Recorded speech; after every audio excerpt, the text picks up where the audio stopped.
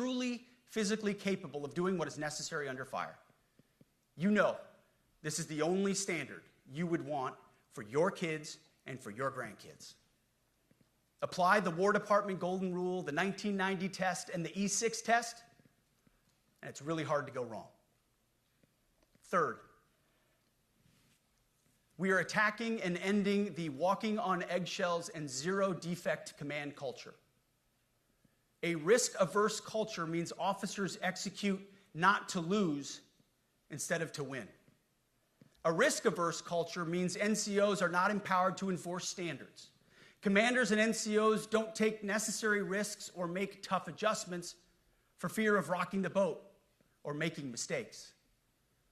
A blemish-free record is what peacetime leaders covet the most, which is the worst of all incentives. We, as senior leaders, need to end the poisonous culture of risk aversion and empower our NCOs at all levels to enforce standards. Truth be told, for the most part, we don't need new standards. We just need to reestablish a culture where enforcing standards is possible. And that's why today at my direction, I'm issuing new policies that will overhaul the IG, EO, and MEO processes. I call it the No More Walking on Eggshells policy. We are liberating commanders and NCOs. We are liberating you. We are overhauling an inspector general process, the IG, that has been weaponized, putting complainers, ideologues, and poor performers in the driver's seat. We're doing the same with the equal opportunity and military equal opportunity policies, the EO and MEO at our department.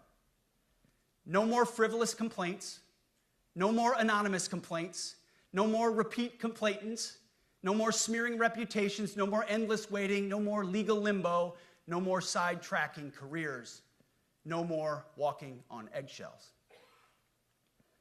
Of course, being a racist has been illegal in our formation since 1948. The same goes for sexual harassment. Both are wrong and illegal.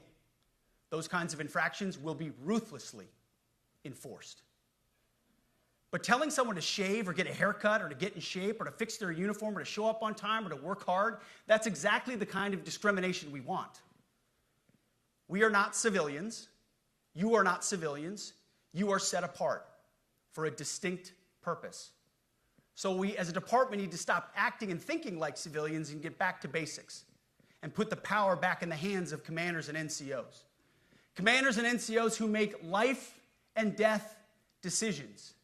Commanders and NCOs who enforce standards and ensure readiness.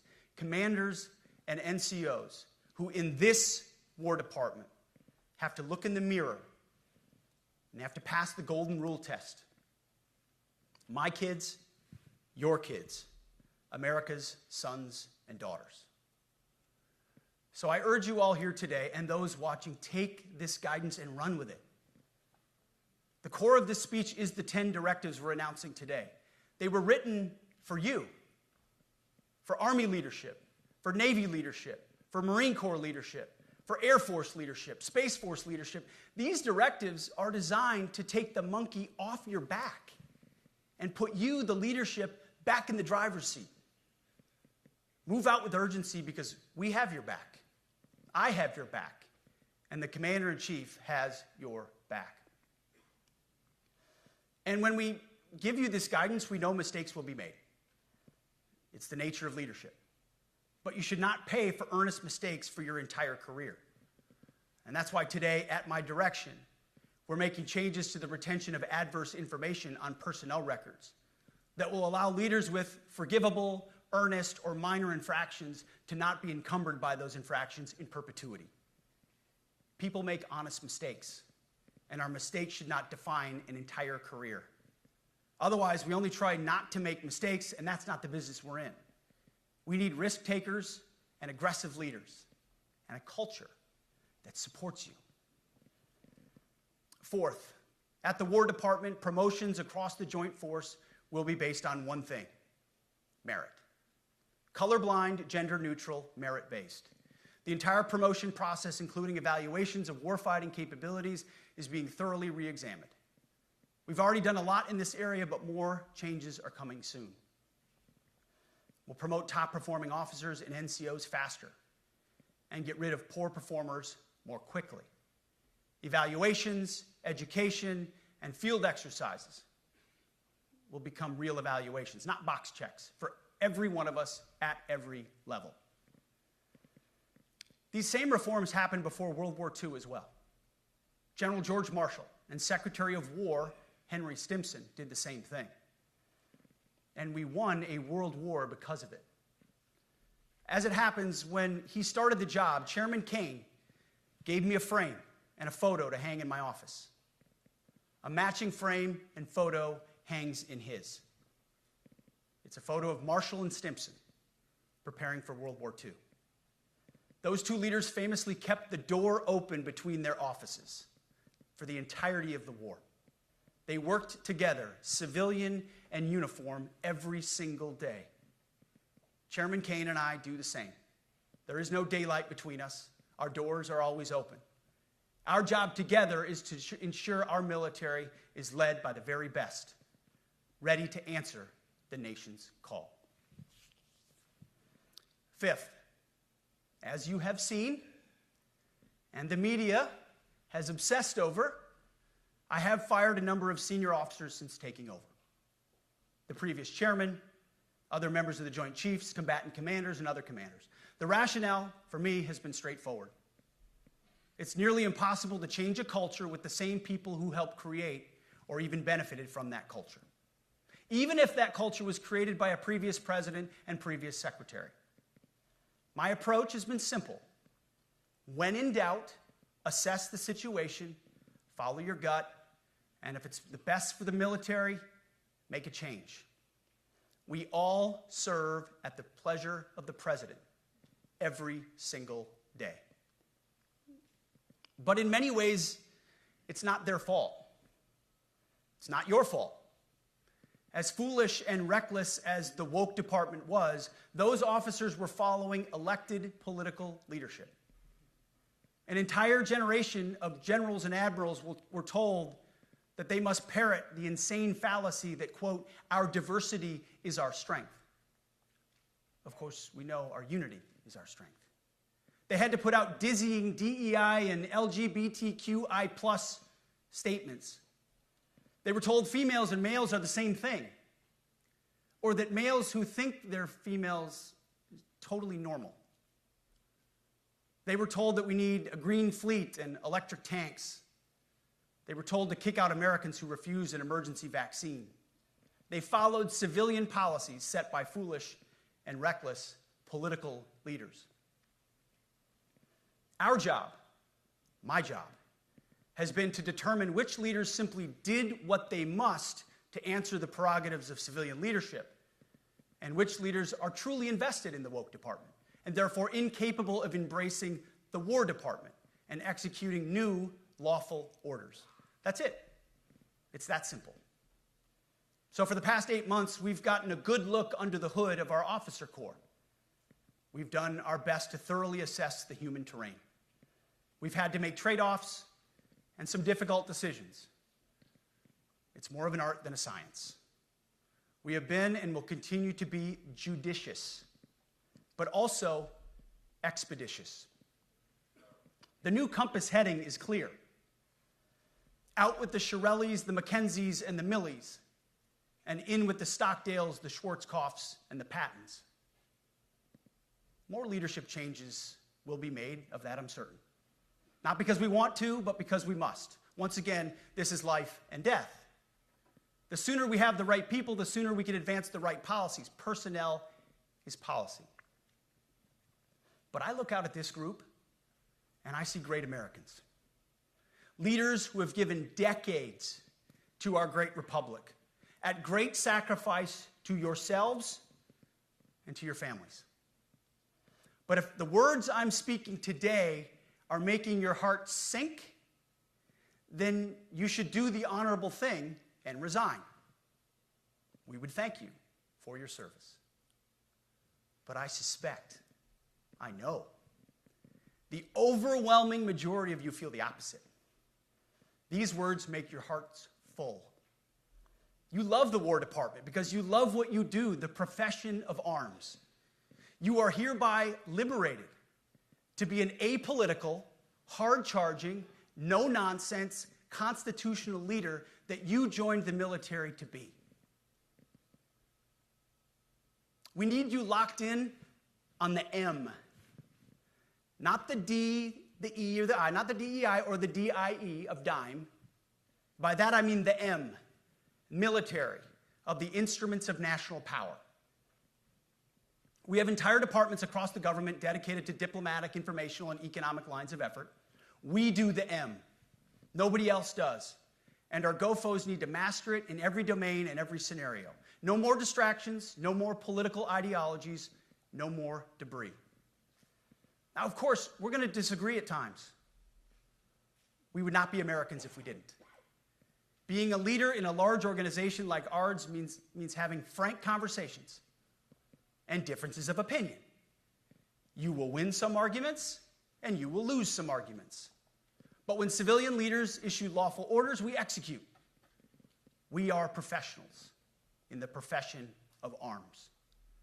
Our entire constitutional system is predicated upon this understanding. Now, it seems like a small thing, but it's not. This includes as well the behavior of our troops online.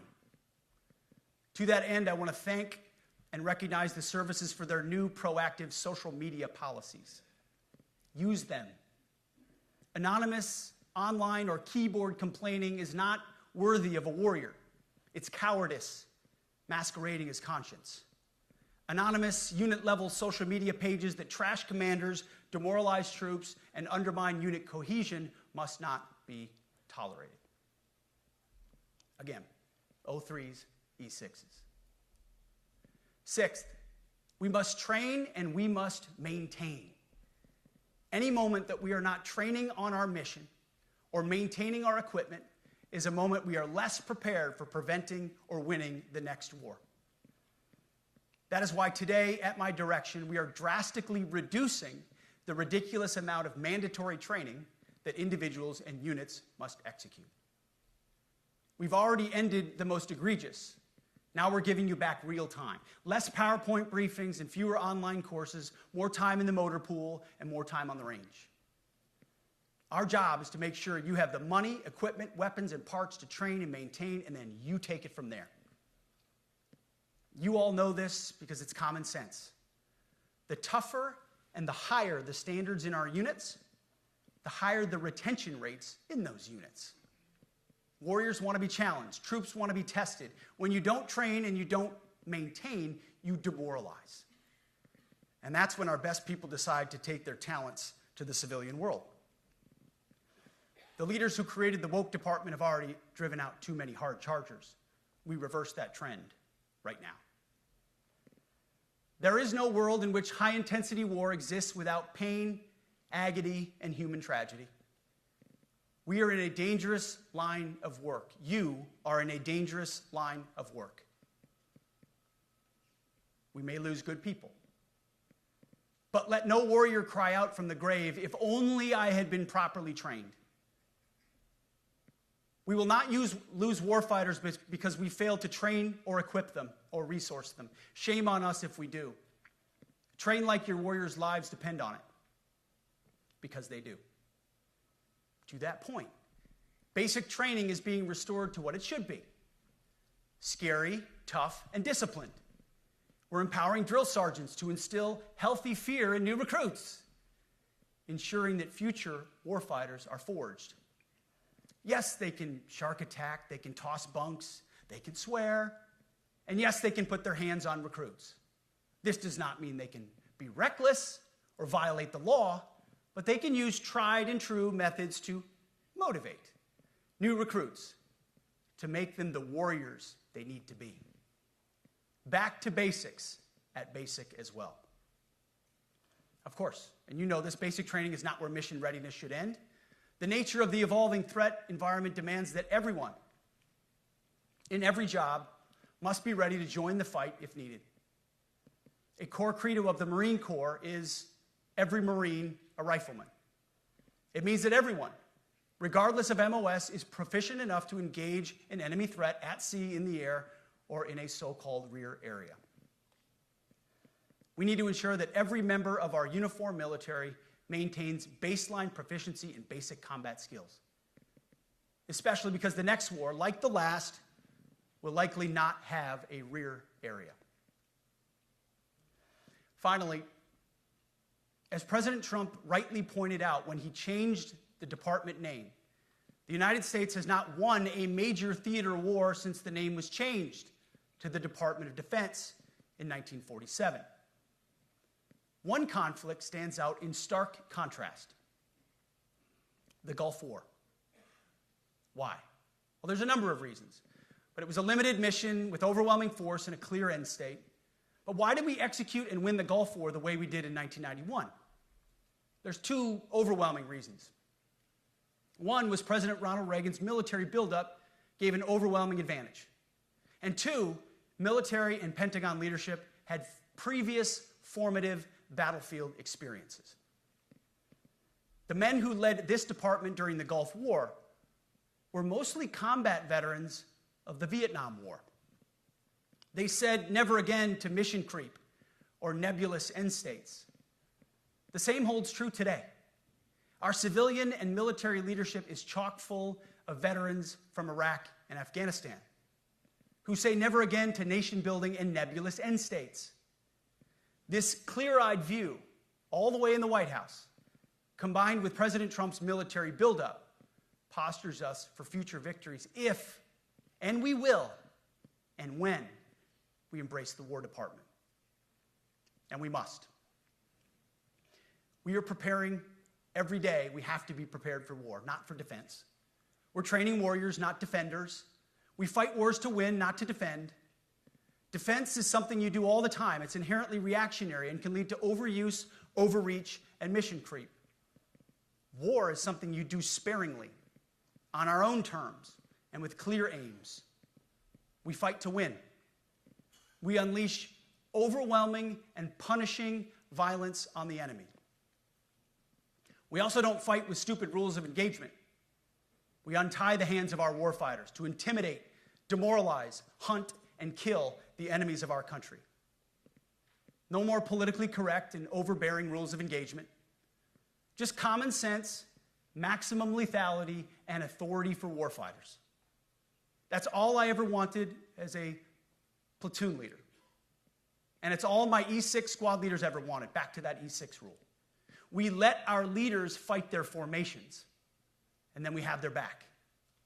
It's very simple, yet incredibly powerful. A few months ago, I was at the White House when President Trump announced his Liberation Day for America's trade policy. It was a landmark day. Well, today is another Liberation Day. The liberation of America's warriors, in name, in deed, and in authorities. You kill people and break things for a living. You are not politically correct and don't necessarily belong always in polite society. We are not an army of one. We are a joint force of millions of selfless Americans. We are warriors. We are purpose-built, not for fair weather, blue skies, or calm seas.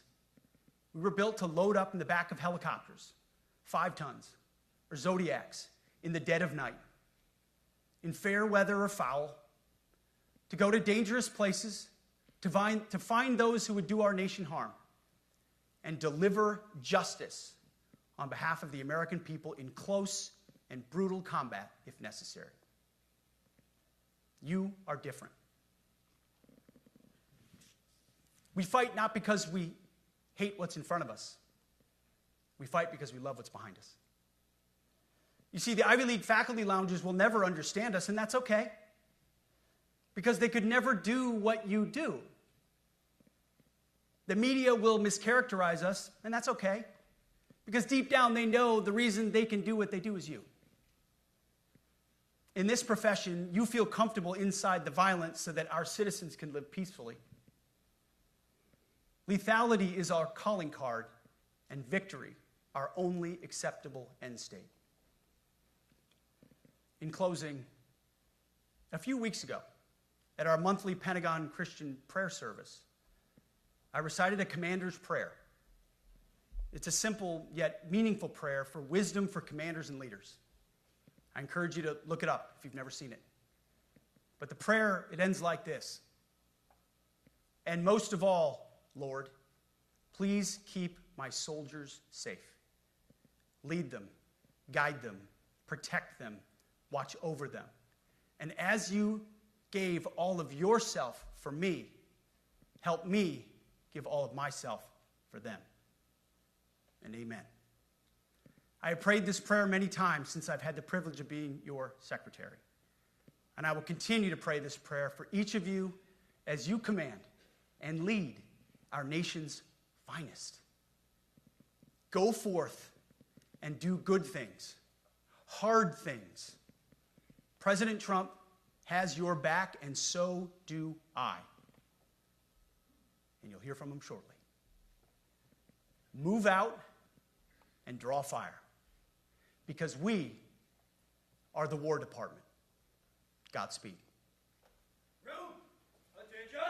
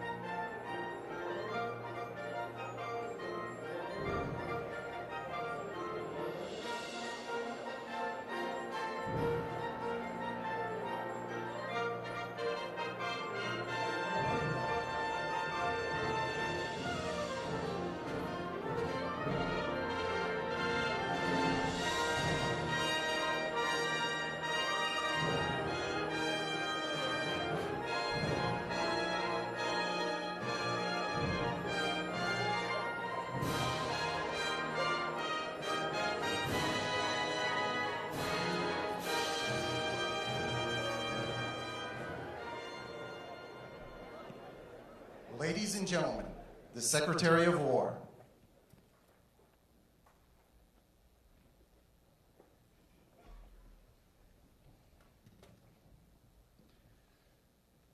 Well, you've heard from me, so now it's the main event, our Commander-in-Chief. I have the privilege every single day of watching him put America first, of ensuring that our warfighters have everything they need. His compass is clear. He's easy to follow because you know he has our back. I was thinking backstage, the man who was the Commander-in-Chief when the War Department was created was George Washington. The man who was president when the War Department was reestablished is President Trump. And when he found out about this gathering of senior leaders, he said, I would be honored to come in order to address and thank the incredible Americans who defend our nation. He has a heart full of gratitude and love for what you do, and we get a chance to see it every day. And I'm honored that this morning you all firsthand get to see it as well. So ladies and gentlemen, join me in welcoming the 45th and 47th President of the United States, our Commander-in-Chief, Donald J. Trump.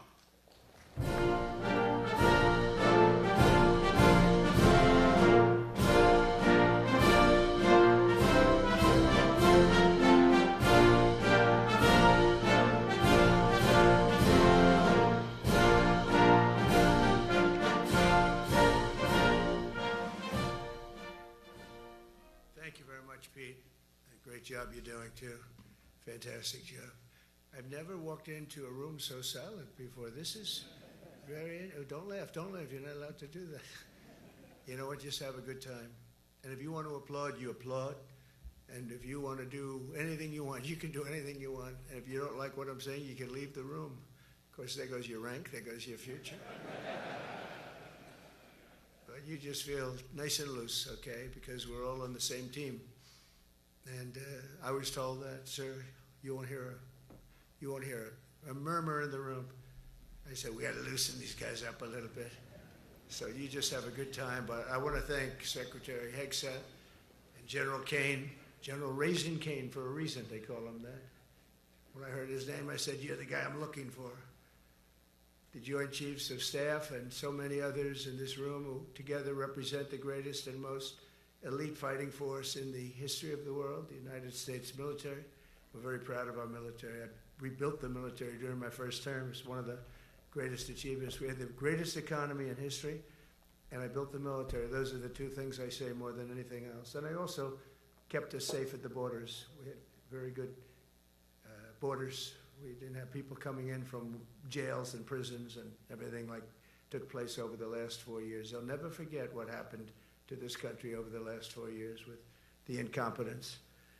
There could be no higher honor than to serve as your Commander-in-Chief. It is a great honor. I look at you, you're just incredible people. Central casting, I might add. To each and every one of you, I thank you for your unwavering devotion to the armed forces and to the country that we've all sworn a sacred oath to defend. We all have that oath, every one of us. I'm thrilled to be here this morning to address the senior leadership of what is once again known around the world as the Department of War. I know Pete spoke about it. He gave a great speech, I thought. Great speech. I don't want him to get so good. I hate that. You know? No, I hate it. I almost fired him. I said, you can't, I don't want to go on after that. No, he gave a great speech, but he talked about Department of War. We were sitting there. I said, didn't it used to be called the Department of War? And he goes, yes, sir. They changed it like in the early 50s. So we won the First World War. We won the Second World War. We won everything in between and everything before that. We only won. And then we went, in a way, woke. That was probably the first sign of wokeness. And we changed it to defense instead of war. And I said, what do you think? How do you think if we changed it back? Would that be a nice idea? And Pete loved it immediately. Some people thought about it. You know, they gave it a little thought. But in the end, we did it. And I have to be honest, it's so popular.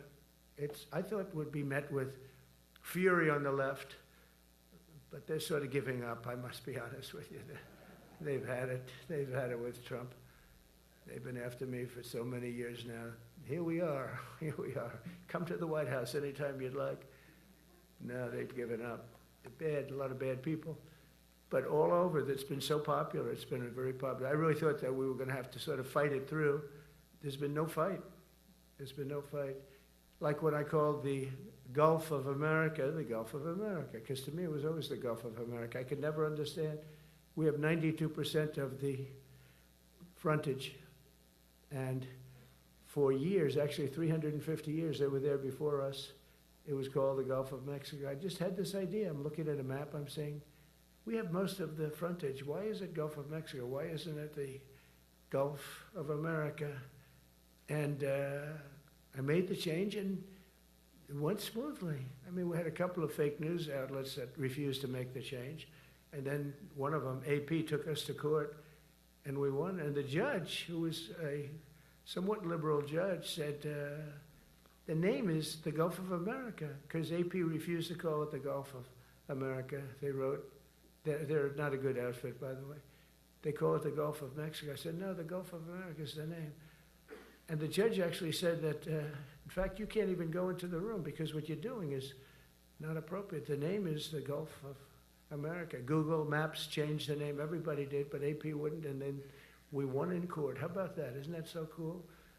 The Secretary Hexa beautifully described the name change reflects far more than the shift in branding. It's really a historic reassertion of our purpose and our identity and our pride. That's when we go with the word war. And you know, we want war because we want to have no wars, but you have to be there, and you know, sometimes you have to do it. I have settled so many wars since we're here. We're here almost 9 months, and I've settled 7, and yesterday we might have settled the biggest of them all, although I don't know. Pakistan, India was very big. Both nuclear powers, I settled that. But yesterday could be the settlement in the Middle East. That hasn't happened for 3,000 years. I said, how long have you been fighting? 3,000 years, sir. That's a long time. But we got it, I think, settled. We'll see. Hamas has to agree. And if they don't, it's going to be very tough on them, but it is what it is. But all of the Arab nations, Muslim nations have agreed. Israel has agreed. It's an amazing thing. It just came together. War is very strange, you know. You never know what's going to happen with war. The easiest one of them all is Putin. I said, number one, it's a war that would have never happened if I were president, if the election weren't rigged. If I were president, that war would have never happened, not even a little chance. And it didn't happen for 4 years. But I knew Putin very well, and I thought that would be easy because I know him so well. Well, that one turned out to be the hardest of them all. We had some that were not settleable, and they all got settled. So if this works out, that we did yesterday with the Middle East, then that's more than a war. That's lots of wars. That's all combined. That's a lot of wars. Many of you were over there in many different capacities in many different countries. That's a big part of the earth. But if that works out, it would be 8+. I could give myself 2 or 3 for that one. And then we just have the one to settle. We have to settle it up with President Putin and Zelensky. Got to get them together and get it done. But the only way we can do that is through strength. I mean, if we were weak, they wouldn't even take my phone call. But we have extreme strength. We had the horror show in Afghanistan, which is really the reason I think that Putin went in. He saw that horror show by Biden and his team of incompetent people. And that showed, I think it gave him a path in. I wasn't there any longer. I watched that, and it was so horrible. I think it was the most embarrassing day in the history of our country. And now we're back. And that's it. We're not going to have any of that crap happen, I can tell you. That was terrible, so terrible. Together we're reawakening the warrior spirit, and this is a spirit that won and built this nation, and from the cavalry that tamed the Great Plains to the ferocious, unyielding power of Patton, Bradley, and the great General Douglas MacArthur. These are all great men. In this effort, we're a team, and so my message to you is very simple. I am with you, I support you, and as president, I have your backs 100%. You'll never see me even waver a little bit. It's the way it is. And that includes our great police officers and firemen and all of these people that are doing so well. Together over the next few years, we're going to make our military stronger, tougher, faster, fiercer, and more powerful than it has ever been before. I rebuilt our nuclear, as you probably know, but we'll upgrade that also and just hope we never have to use it. We have to hope we never have to use it, because the power of that is so incredible. I see things, I don't think they'd show it to you. I really wouldn't want them to show it to you. But when you see the result of what's left, you never want to use that. Never, never, ever. We were a little bit threatened by Russia recently, and I sent a submarine, nuclear submarine, the most lethal weapon ever made. Number one, you can't detect it. There's no way. We're 25 years ahead of Russia and China in submarines. Russia's actually second in submarines. China's third, but they're coming up. They're coming up. They're way lower in nuclear too, but in 5 years they'll be equal. They're coming up. And you don't have to be that good with nuclear. You could have 1/20th what you have now and still do the damage that would be, that'd be so horrendous. But I announced that, based on his mention of nuclear, and it was really a stupid person that works for him mentioned the word nuclear, I moved a submarine or two, I won't say about the two, over to the coast of Russia, just to be careful, because we can't let people throw around that word. I call it the N-word. There are two N-words, and you can't use either of them. You can't use either of them. And frankly, if it does get to use, we have more than anybody else. We have better, we have newer, but it's something we don't ever want to even have to think about. But when somebody mentions it, that submarine started immediately thereafter. And it's just lurking, but I'm sure we're not going to have to use it. But it's an amazing, it's undetectable, totally. Ours is, theirs isn't. Theirs are totally detectable. We can detect them easily. We go right to the spot. But we have genius apparatus that doesn't allow detection. It doesn't allow detection at all by anybody above water or below water. It's incredible. We're way ahead of everybody in that and other things. As a result of the exciting renewal of the spirit of our armed forces, and that's what it is. It's really reaching that spirit, unprecedented heights. Over the past 8 months, new enlistments, I'm so proud of this, have surged to record highs, the highest we've ever had. And we used to have recruiting shortages. If you remember, about a year and a half ago, I was at the beginning stage of a campaign, and things came out that you couldn't get people to join the armed forces. And by the way, the police also. Fire department, I always put the fire department in because they're great. They're great. And I got 95% of their vote too, that helps. When you get 95% of their vote, you always have to mention them. But they're great. And they're brave in our inner cities, which we're going to be talking about, because it's a big part of war now. It's a big part of war. But the firemen go up in ladders, and you have people shooting at them while they're up in ladders. I don't even know if anybody heard that. And I said, don't talk about it much, but I think you have to. Our firemen are incredible. They're up in one of these ladders that goes way up to the sky, rescuing people, and you have animals shooting at them, shooting bullets at firemen that are way up in death territory. You fall off that ladder, it's over. It's over. They don't even have to inspect you when you hit the ground. And you have people shooting bullets at them in some of these inner cities. We're not going to let that happen. So I always mention the firemen because that's actually a big problem we have. They are unbelievable. Like you, they're unbelievable people. For the first time on record in 2025, the Navy, Air Force, and Space Force all met or surpassed their recruiting goals 3 months early. That never happened before. And the Army did even better. Congratulations, Army. They met everything. And these were the highest standards because we're making it larger. So these were much higher standards than you had 4 years ago, 3 years ago, during the Sleepy Joe Biden era. And the Army did it 4 months early. And you remember, a year and a half ago, they said the big story is that we're way behind with the Army, Air Force, the Navy, the Marines. We're way behind, Coast Guard. And even Space Force. I love Space Force because that was my creation. You know, when you create something, I love it. And the people we put in there were good. I got that right. We put in great people initially, and we've really dominated. We really dominate in that sphere now.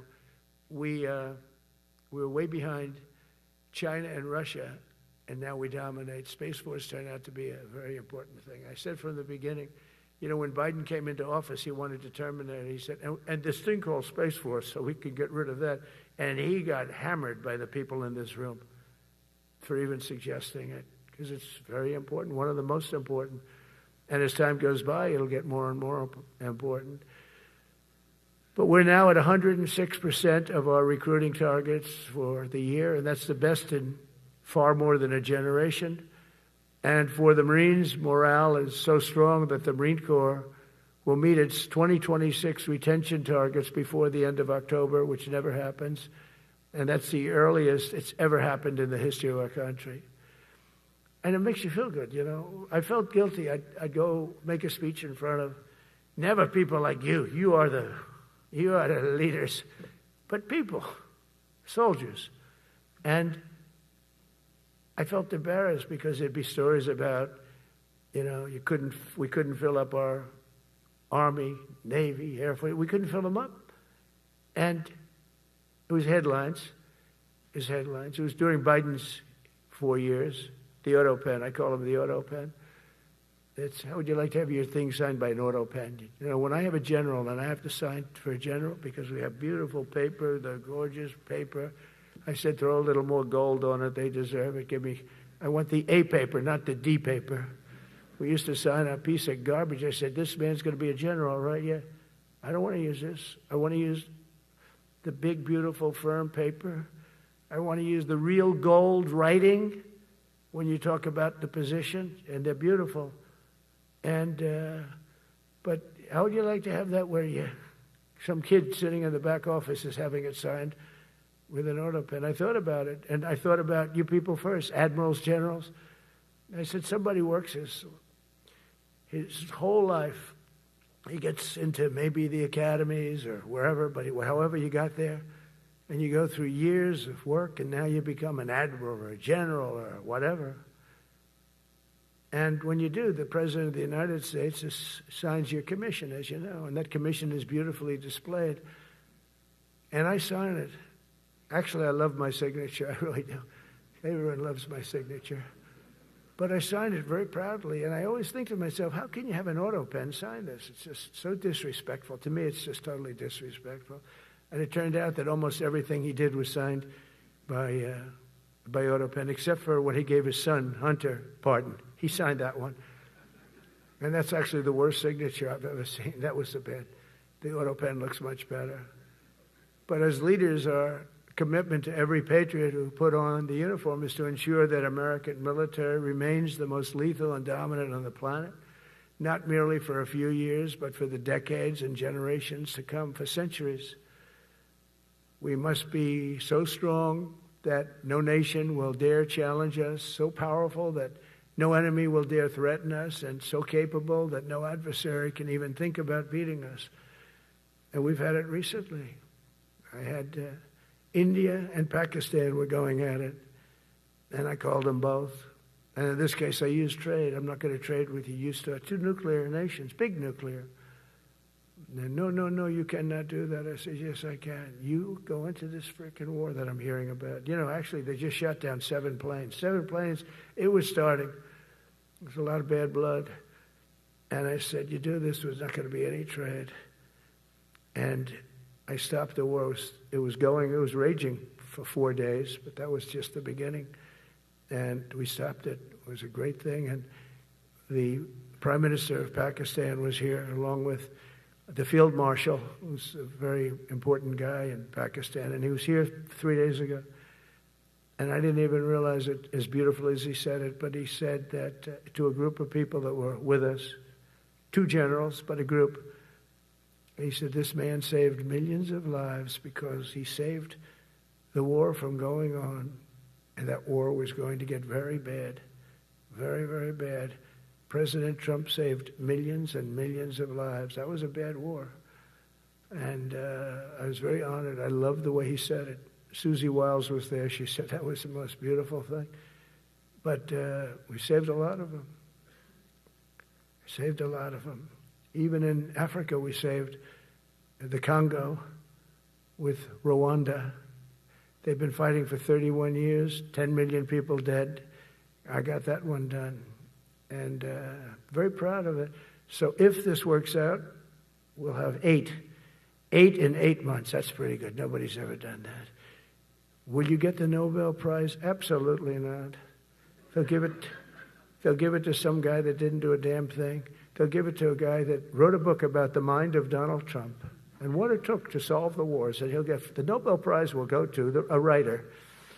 No, but well, let's see what happens. But it's be a big insult to our country. I will tell you that. I don't want it. I want the country to get it. It should get it because there's never been anything like it. Think of it. So if this happens, I think it will. I don't say that lightly because I know more about deals than anybody. This is what my whole life was based on. And they can change, and this can certainly change.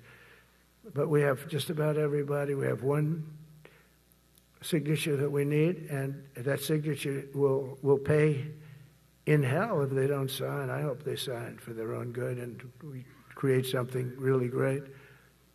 But to have done 8 of them is just like such an honor. And then we have Putin and Zelensky. The easiest one of them all. I said, that one I'll get done. I thought that was going to be first. The others were much harder, some of them. Azerbaijan this was going on for 36 years. They said, it's not solvable, sir. You don't do it. I said, I will do it. I will do it. And I got on the phone with the 2 countries. They were great. They were great. I knew immediately. I knew as soon as I started talking to them, we're going to solve that war. We did. Now they're so happy. Now they're friends. One said he's been president for 32 years, 22 years. He said, for 22 years, I did nothing but kill his people. They were in the room together at the Oval Office. And they started off spread like this. I have the beautiful Resolute desk. And one was here, and one was here. You couldn't get further away. That's the furthest I've ever seen 2 people in front of me. And as the hour went by, they got closer, closer, closer. And at the end of the hour, we had it done. And they hugged and hugged and hugged. And I said, that's so nice, and you're going to remain friends. And I spoke to them, one of them the other day. He said, no, he's now my friend. But for 22 years, he's been the head of Azerbaijan for 22 years. And the other guy, great guy too, 7. And you know that war. That was a war that was not solvable. He said for 7 years. The other one said for 22 years. All I did was kill his people. That's all I've done. I said, well, we're going to put a stop to that. So we solved that.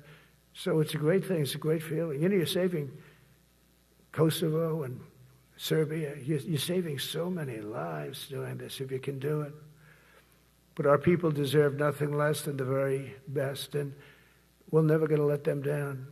And if we can solve wars instead of you having to fight wars, wouldn't that be wonderful, right? Wouldn't that be wonderful? That's why one of the first executive orders I signed upon taking office was to restore the principle of merit. That's the most important word, other than the word tariff. I love tariffs. Most beautiful word. But I'm not allowed to say that anymore. I said tariff is my favorite word. I love the word tariff. We're becoming rich as hell. We have a big case in front of the Supreme Court, but I can't imagine. Because this is what other nations have done to us. And we have, great legal grounds and all, but you still have a case. It would be very bad if something happened. But I said, my favorite word in the English dictionary is the word tariff. And people thought that was strange. And the fake news came over and they really hit me hard on it. They said, what about love? What about religion? What about God? What about wife, family? I got killed when I said tariff is my favorite word. So I changed it. It's now my 5th favorite word. And I'm okay with that. I'm okay with that. But they hit me hard. But it is. I mean, when you look at, we've taken in trillions of dollars. We're rich again. And there'll never be, when we finish this out, there'll never be any wealth like what we have. Other countries were taking advantage of us for years and years. You know that better than anybody. And now we're treating them fairly. But the money coming in is, we've never seen anything like it. The other day they had $31 billion that they found, $31 billion. So we found $31 billion and we're not sure from where it came. A gentleman came in, a financial guy. I said, well, what does that mean? He said, we don't know where it came. I said, check the tariff shelf. No, sir, the tariffs haven't started in that sector yet. I said, yes, they have. They started 7 weeks ago. Check it. Comes back 20 minutes later. Sir, you're right. It came from tariffs. $31 billion. That's enough to buy a lot of battleships, Admiral, to use an old term. I think we should maybe start thinking about battleships, by the way. You know, we have a Secretary of the Navy came to me, because I look at the Iowa out in California, and I look at different ships and the old pictures. I used to watch Victory at Sea. I love Victory at Sea. Look at these admirals. It's got to be your all-time in black and white. And I look at those ships. They came with the destroyers alongside of them, and man, nothing was going to stop. They were 20 deep, and they were in a straight line, and there was nothing going to stop them. And we actually talk about, you know, those ships. Some people would say, no, that's old technology. I don't know. I don't think it's old technology when you look at those guns. But it's something we're actually considering, the concept of battleship. Nice 6-inch sides, solid steel, not aluminum that melts if it looks at a missile coming at it. Starts melting as the missile's about 2 miles away. Now, those ships, they don't make them that way anymore. But you look at it, and your secretary likes it, and I'm sort of open to it.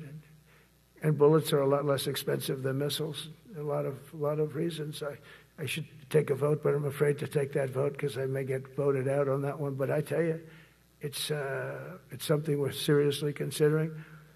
There were powers. There were big powers. They were just about as mean and scary as you could be.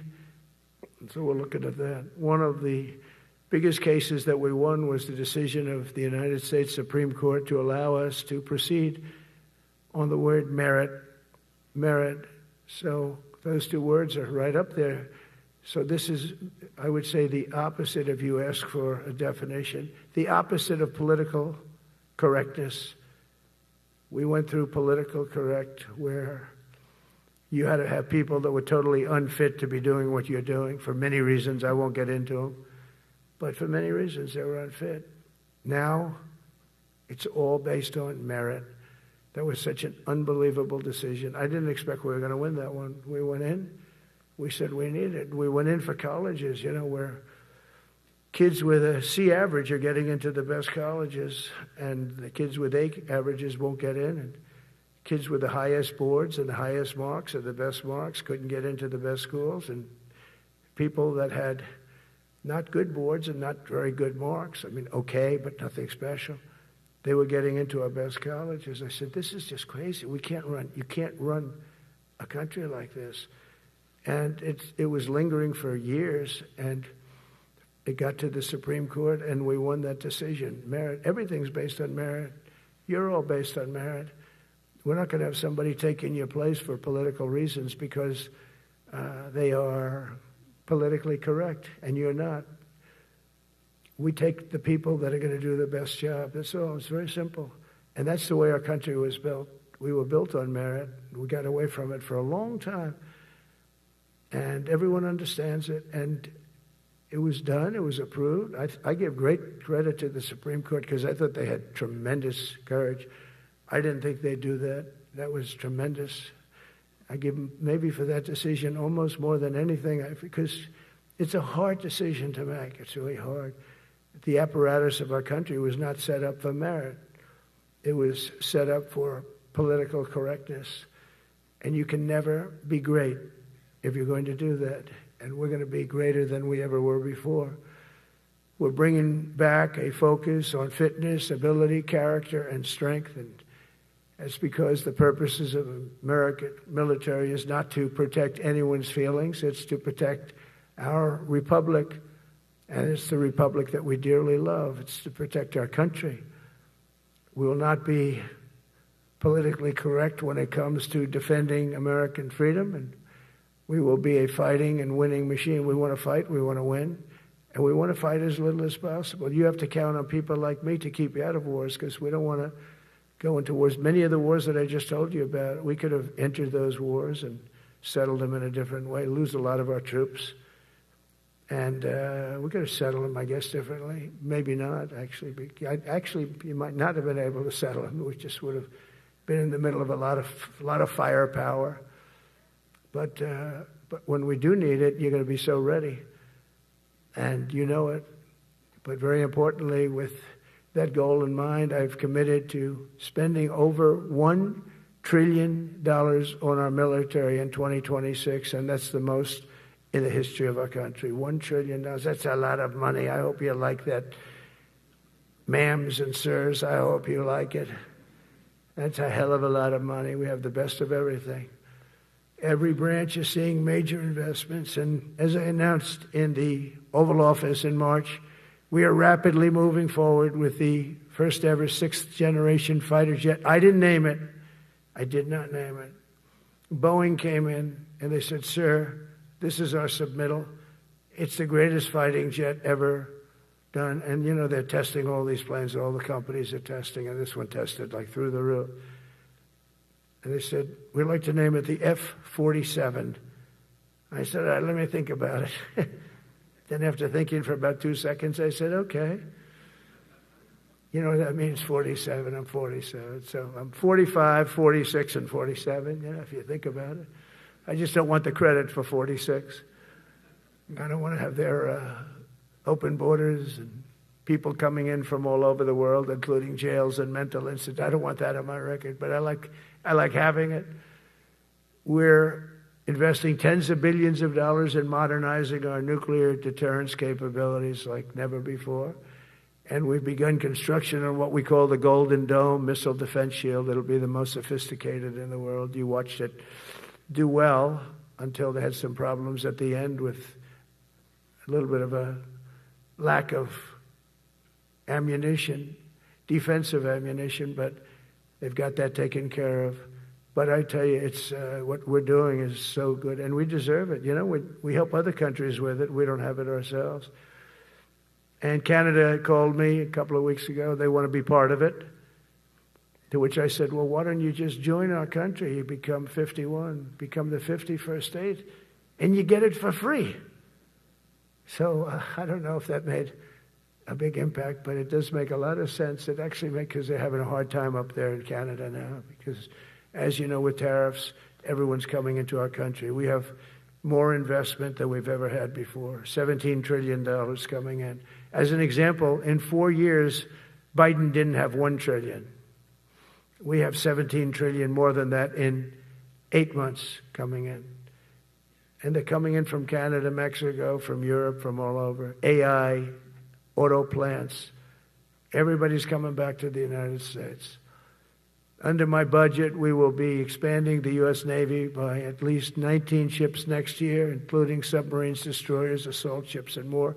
And it's going to be much more than that as we go along, because we basically don't build ships anymore. We do build submarines, but we don't build ships. Do you know in the Second World War, they were freighters and different types, but we were doing a ship a day, and now we don't do ships. And I'm not a fan of some of the ships you do. I'm a very aesthetic person, and I don't like some of the ships you're doing aesthetically. They say, "Oh, it's stealth." I said, "That's not stealth. An ugly ship is not necessary in order to say you're stealth." By the way, the B-2 bombers were incredible. That is stealth. They went into that. I was with General Kane and Pete were in we call it the war room, but we're watching them go in, and they were totally untouched. They were not seen. They were literally not seen. They dropped their bombs. They hit every single one of them, hit its target. It was total obliteration. CNN, when we came back, fake news CNN, oh, their camera just went off. You know, their camera, every time I mention it, they turn the camera up because it's never good. They say, this is a problem. But I don't blame them. You're better off keeping it off. But they have some scammer reporter who started saying, without any knowledge, that he may not have hit the targets as well as they thought. It may not have been obliteration. He did hit the targets, and they got to give us a little credit, right? It was obliteration, it turned out. The Atomic Energy Commission said it was obliteration. They had, not only did they hit the target, they had these chutes. And think of this here. Way up in the sky, there was no moon. It was dead dark. You couldn't see a thing. You couldn't see them. But they had, I guess, a beam going right into these chutes. Every single one of those bombs went right down those chutes into a granite mountain. I think it's the last time they're going to build air chutes. They had these air chutes that were nice, beautiful. They were meant for us. But it was total obliteration. And now they give us credit for that. But these people were phenomenal. I tell you, for the Air Force people here, you can be very proud. That B-2, we just ordered a lot of new ones and updated ones, but I'd take the other ones. Let me tell you, they couldn't have worked any better.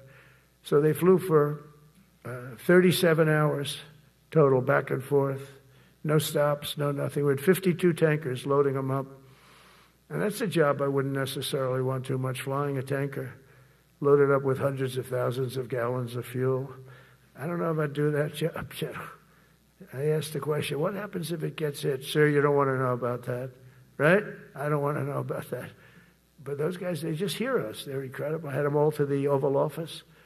We had the B-2 pilots and a lot of the people, even the people that took care of them, the maintenance people, just as important. We had them all to the White House, gave them a big party on the lawn, brought some of them into the Oval Office. But on top of all this, we'll deliver a hard-earned pay raise of 3.8% to every soldier, sailor, airman, Coast Guardsman, Space Guardman, and Marine, something you weren't getting from the past administration. They did not treat you with respect. They're Democrats. They never do. Not only are we rebuilding our great strength, but for the first time in years, my administration is actually using that strength to defend the core and vital interests of America. And very simply, we are putting America first. And I have since I've been elected. I've always put America first. It's sort of simple, you know, when you think. My campaign was run on common sense, and we did great. We got the highest numbers ever received in terms of districts. You know, they have it broken up, 2,500 versus 525. We won every swing state. We won the popular vote. We won everything. We won everything. You have to take a look at the map. It's almost entirely red, except there's a little blue line on each coast, and I think that's going to disappear too. We did really great, and part of it is because of our success with the military, the rebuilding of the military, the vote that I got from the military, and the vicious people, you know, that we have to fight, just like you have to fight vicious people. Mine are a different kind of vicious, but they spread all these horrible, you know, they made up statements and said what I said about everything, but even about the military. But fortunately, the military didn't believe it. It's hard. You know, they make up a statement and they said, you say it. We had 25 people that said he never said that. 25. We had 25 affidavits. And they said, well, we're going with it anyway. You know, these sleazebags. And it's why the press is really losing all power, because people aren't believing it. We need an honest press. We need borders. We need borders. We need an honest press. We need fair elections. I mean, those three things. And we don't have an honest press. We have a really corrupt press. But we fight through the corrupt press. And the people understand you have to do this stuff a lot. You have to go on television a lot, because you can't get a fair shake if you're going to rely on somebody else. They don't understand. They've destroyed the image of media now is at the lowest point it's ever been. It's lower than Congress. Can you believe that? It's something. But together with many of you in the room, we've brought back the fundamental principle that defending the homeland is the military's first and most important priority. That's what it is. Only in recent decades did politicians somehow come to believe that our job is to police the far reaches of Kenya and Somalia, while America is under invasion from within. We're under invasion from within. No different than a foreign enemy but more difficult in many ways because they don't wear uniforms.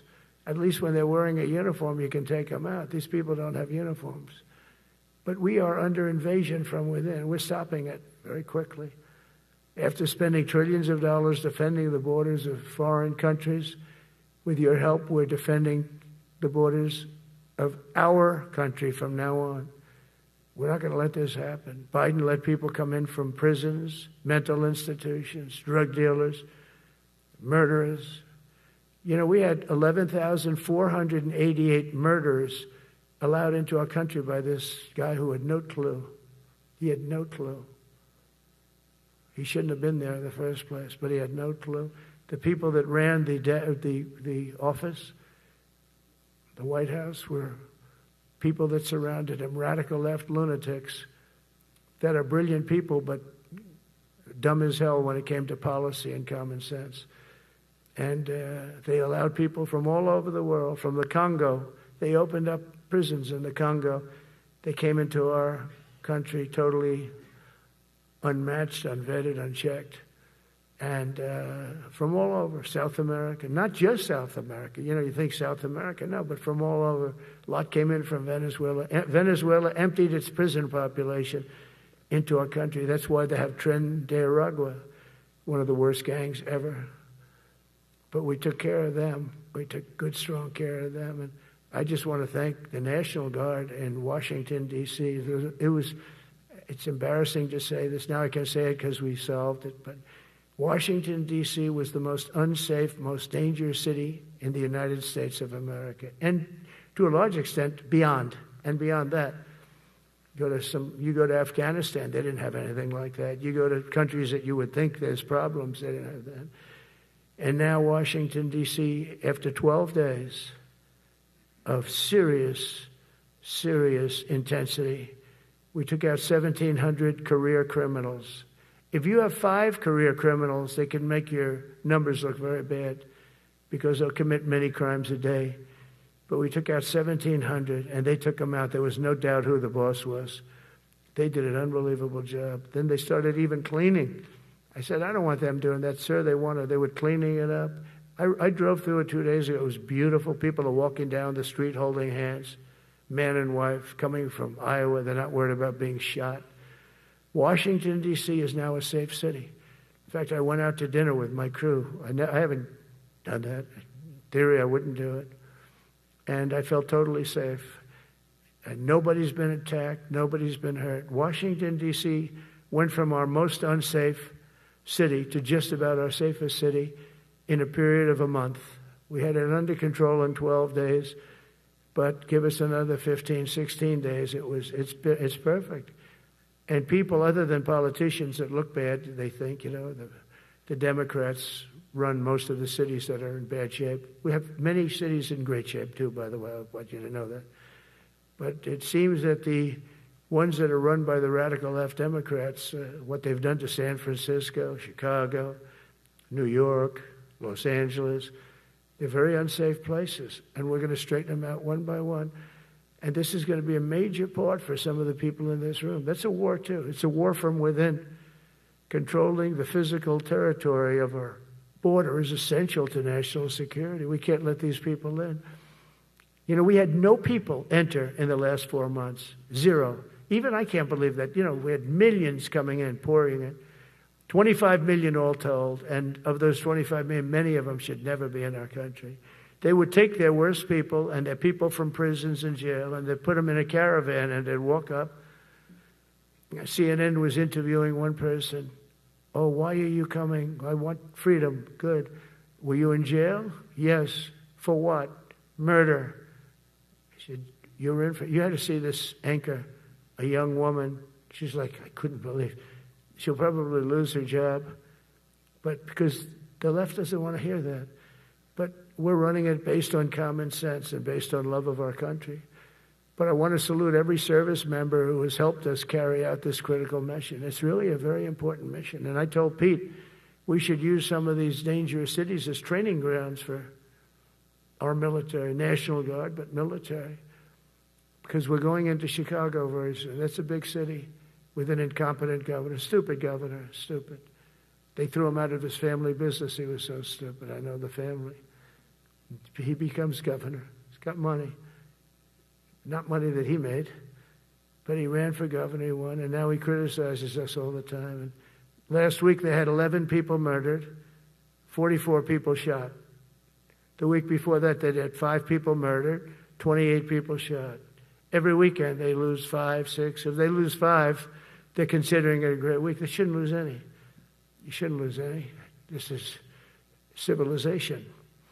And he's always up there saying, we're in very good shape. We don't need the military. No, they need the military desperately. How about Portland? Portland, Oregon, where it looks like a war zone. And I get a call from the liberal governor. Sir, please don't come in. We don't need you. I said, well, unless they're playing false tapes, this looked like World War II. Your place is burning down. I mean, you must be kidding. Sir, we have it under control. I said, you don't have it under control, Governor, but I'll check it, and I'll call you back. I called her back. I said, this place is a nightmare. Probably, it's certainly not the biggest, but it's one of the worst. It's brutal. They go after our ICE people, who are great patriots and tough job too, but they love it. They love it because they're cleaning up our country. And so you look at some of the things where they took over parts of Seattle. They actually took over a big percentage of Seattle. Think of that. You remember that. That was a while ago. And I sent in the troops, and they were gone. As soon as I sent them in, when we send in the troops, if you have a real leader that says you got to do what you have to do, I put that out the other day. You got to do what you got to do because we don't want our people hurt as they stand by. I was watching during Biden, they had troops standing up like this, brave, standing up at attention, the way I should stand all the time. And I'm like this, and people are standing, and their mouth is this far away from their mouth, and they're spitting at them, and they're screaming at them. And that soldier standing there, he wants to knock the hell out of the person, but he's not allowed to do anything. So they just stand there, and they get abused, and a woman was this far away from his face, and she starts spitting in his face, and he's not allowed to do anything. If it's okay with you, generals and admirals, I've taken that off. I say, they spit, we hit. Is that okay? I think so. They spit, it's a new thing. They spit, we hit. How about the cars, where the cars are coming out? They get brand new cars, Border Patrol, ICE, beautiful, nice new cars. And they're driving along, and they have to go through a gauntlet of rocks being thrown at the car. So here's this beautiful brand new car. By the time it goes 100 yards, it's destroyed. These guys have pretty good arms, some of them. And they're throwing bricks at full force into the window and into the car. It looks like it's a war zone. And I said, never let that happen again. From now on, if that ever happens, and I say it here, you get out of that car and you can do whatever the hell you want to do. Because those people are you can die from that. Those bricks go through the windows. You can die. They'd like it to. They'd like it to go through the window. But this was a couple of months ago. They just kept driving, and bricks are hitting the car. And I said, why aren't they stopping? Because they were under orders from the past administration, never stop. But that's different with us. We stop. And since I gave that order, we haven't had that problem. It's very interesting. It's amazing. It's just like in Venezuela. You've seen the boats going. We can't find any more boats. They're carrying drugs, massive. Every boat kills about 25,000 people. That's what they have. They had fentanyl mostly and a lot of other drugs. And we take them out, and we've taken out 4. And it's on air. Everybody gets to see it. Not that we like to do that, but every boat kills 25,000 on average, 20. Some people say more. You see these boats, they're stacked up with bags of white powder. That's mostly fentanyl and other drugs too. And now we have a problem. General Kane says, sir, there are no boats out there. Not even fishing boats. They don't want to go fishing. I don't blame them. There'll be no fishing today.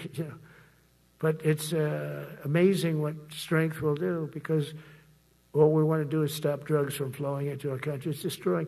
We lost 300,000 people died last year. Everybody knows, friends, many friends probably, that you lost a child or adults too, but you lost a son or daughter because of what's coming into our border, and we're making it very hard. Oh, and we haven't even started yet.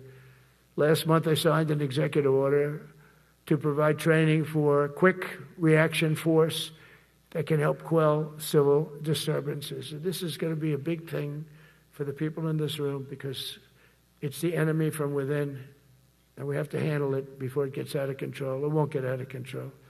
Once you're involved at all, they all joke. They say, oh, this is not good. You saw it in Washington. We had gangs of Tren de Arag with 10, 12, 15 kids, and these military guys walk up to them, and they treat them with disrespect, and they just got pounded. They just got pounded. The gang just pounded, then thrown into paddy wagons and taken back to their country. Some are so dangerous we don't want to even do that because we don't want to. Some of stone cold murderers, we don't have the confidence. Even though they're not coming back very easily, we don't have the confidence. We put them in jails. But these service members are following in a great and storied military tradition, from protecting frontier communities to chasing outlaws and bandits in the Wild West. And our history is filled with military heroes who took on all enemies, foreign and domestic. You know that phrase very well. That's what the oath says, foreign and domestic. Well, we also have domestic. George Washington, Abraham Lincoln, Grover Cleveland, George Bush, and others all used the armed forces to keep domestic order and peace. Many of our leaders used the military to keep peace. Now they like to say, oh, you're not allowed to use the military. And you know what the people say? The people in those cities where they're being raped and shot and beat up, you know what they say? We love the military. You ever see where they interview the people on the street? I've never seen somebody say they don't, unless they're radical and paid off, because a lot of these insurrectionists are paid by, whether it's Soros or other people, but they're paid by the radical left. So today I want to thank every service member from general to private who has bravely helped us secure the nation's capital and make America safe for the American people. It's amazing. The whole world is watching. Everybody in the White House, they come up to me, young women, sir, thank you. I know immediately what they're thanking. They don't have to say it. They walk to work now to the White House. We haven't had a crime in Washington in so long because we got the careers. We call them the careers. We got these lunatics out, and they'll never be any good. You know, I hate to tell this to the liberal media. You could spend time with them. You could do whatever you want. You could send them to the finer schools, which they couldn't get into anyway, mentally. They couldn't get in, but no matter what you do, they'll never be good. They're bad. They're career criminals. I don't know, maybe they were born that way. Some people don't like me to say that, but maybe they were. Certainly some were.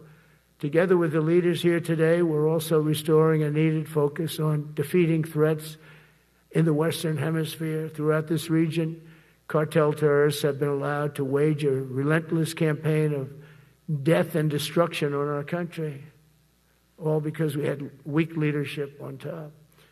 And we did a great job with it first term, but this is something else what we're doing now. We're taking it to the next level, probably next level times 3. But we had COVID come up, and we had to take care of that. We did a great job with COVID. We had the therapeutics. It's just Regeneron. So many things we did for COVID, but we had to focus on that, and every other country in the world was being decimated by COVID.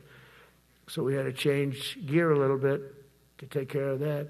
But under our leadership, the military is now the knife's edge in combating this sinister enemy. We have to put the traffickers and cartels on notice, and we've done that.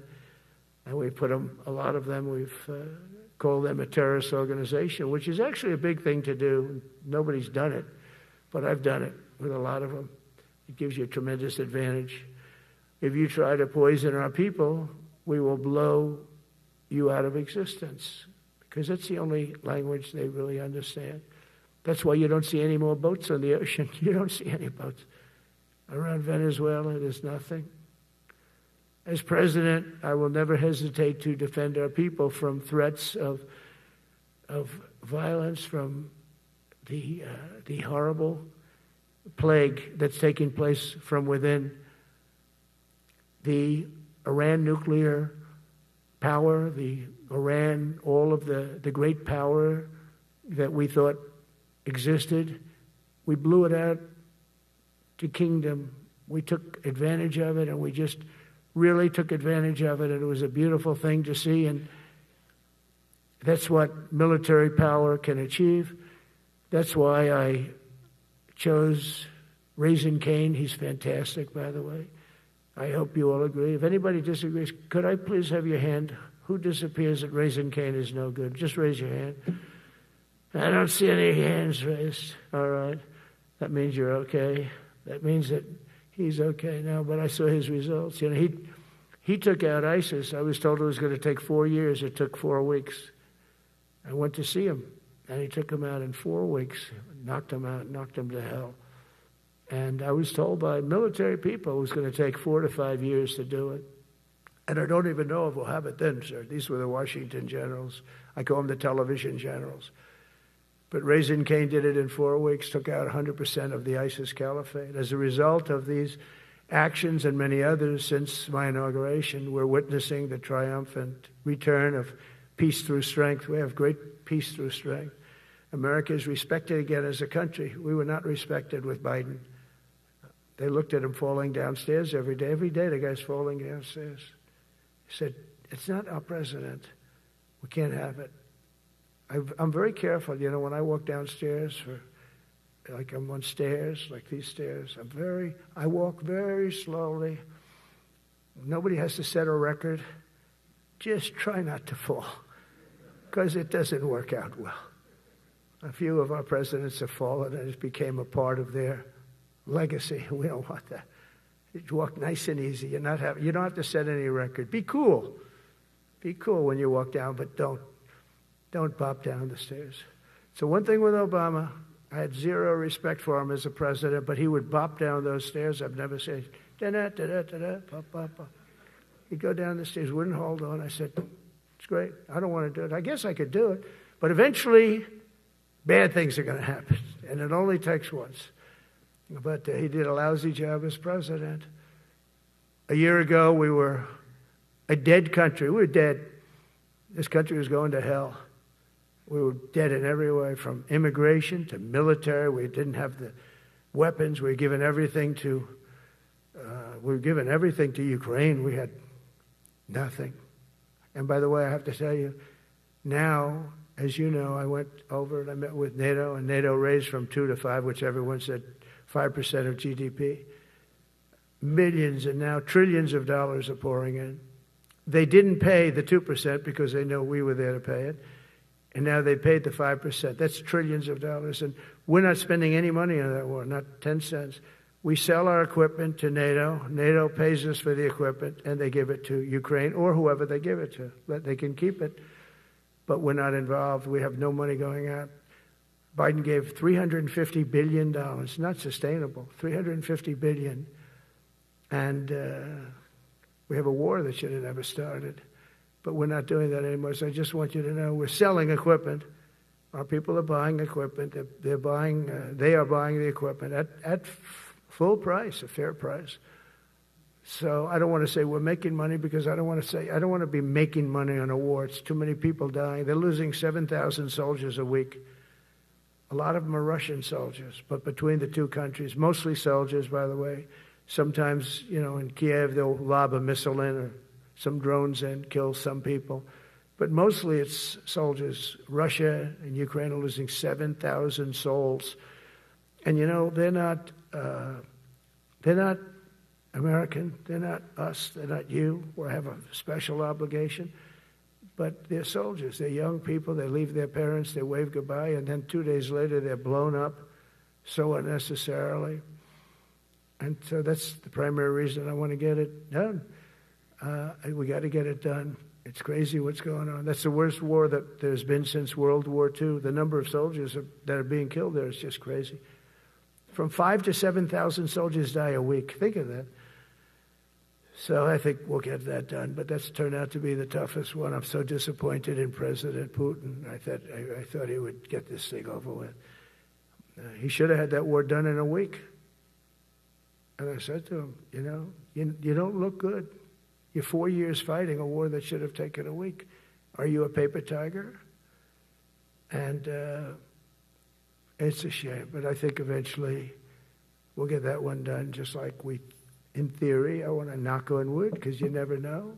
It's like we're going to have the Middle East done, which is actually a much harder thing to do. I mean, thousands of years, but we have to get that war done. So now just think of it, we're a dead country. I was with the King of Saudi Arabia, a great guy. I was with the Emir of Qatar.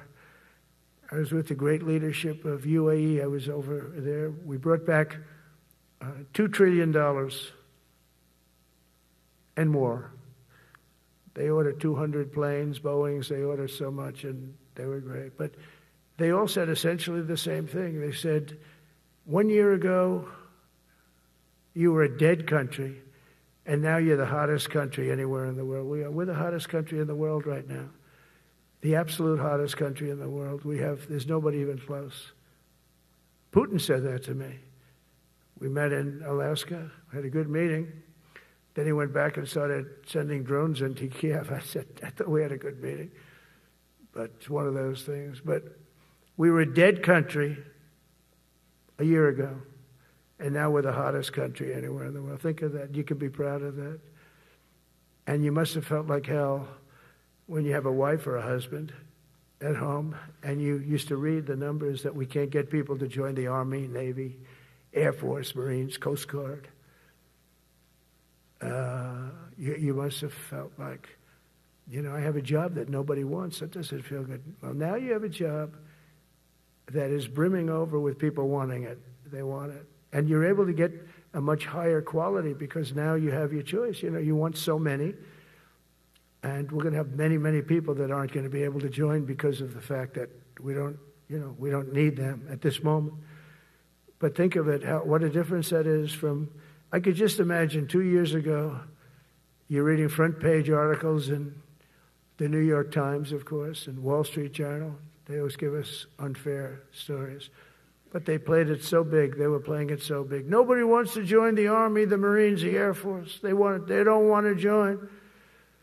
They don't want to join the Coast Guard at all. Nobody wants to join. Nobody wants to join our police forces. Our police forces also. It's almost went hand in hand.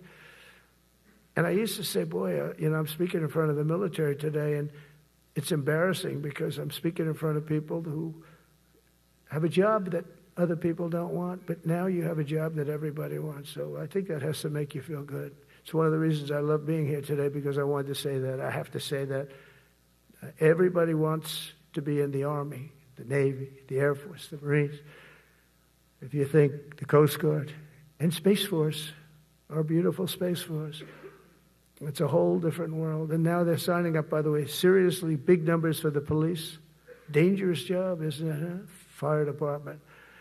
But that's the paving the way for progress once thought almost impossible. I mean, a year ago, you wouldn't have thought that was possible. A year ago, they were talking about making the military smaller because they can't get the people to join. We're thinking about making it larger because we have so many people. And it's nice to be able to cut people because of merit that aren't really qualified for any reason, a physical reason, a mental reason. You don't have to take them anymore because you have the pick of the litter. And they all want to be with you. They all want your job. They want to be with you. They want to work with you. They'll even take your job, Got to be a little bit sharp. You got to watch it. But everybody wants to be doing what you're doing now. What a difference. When I speak to you, and I can say that as opposed to a couple of years ago when I was talking to rooms where they were desperate to get people and they couldn't get them. What a difference a presidential election can make. That's all it is. It's just a presidential election. Yesterday at the White House, we put forward a plan for peace in Gaza. We announced it, and we're going to create something that was my idea, but unfortunately I got drafted. It's going to be called the Board of Peace, and it's going to reign over that territory, and we're going to get that done. And they asked if I'd be the chairman of the Board of Peace. I wasn't counting on that. I had the idea for the Board of Peace. But I said yes, and I guess because of that, every leader, everybody wants to be on the board of peace.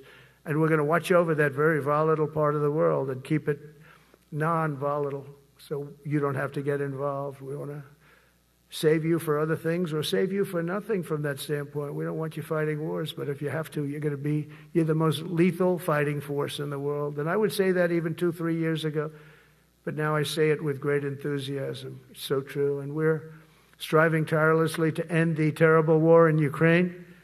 And as you know, we're also working hard to get the allies to share more of the burden of our defense. Much of that has really already taken place. But all NATO members have committed to the increase that I talked about. Think of that. That was unthinkable. It used to be 1%, then we got it up to 2% in my last term. And they did not like it. And now I got it to 5%, and I get along great with all of them. In fact, they call me the president of NATO. I said, I don't think so. But they're great.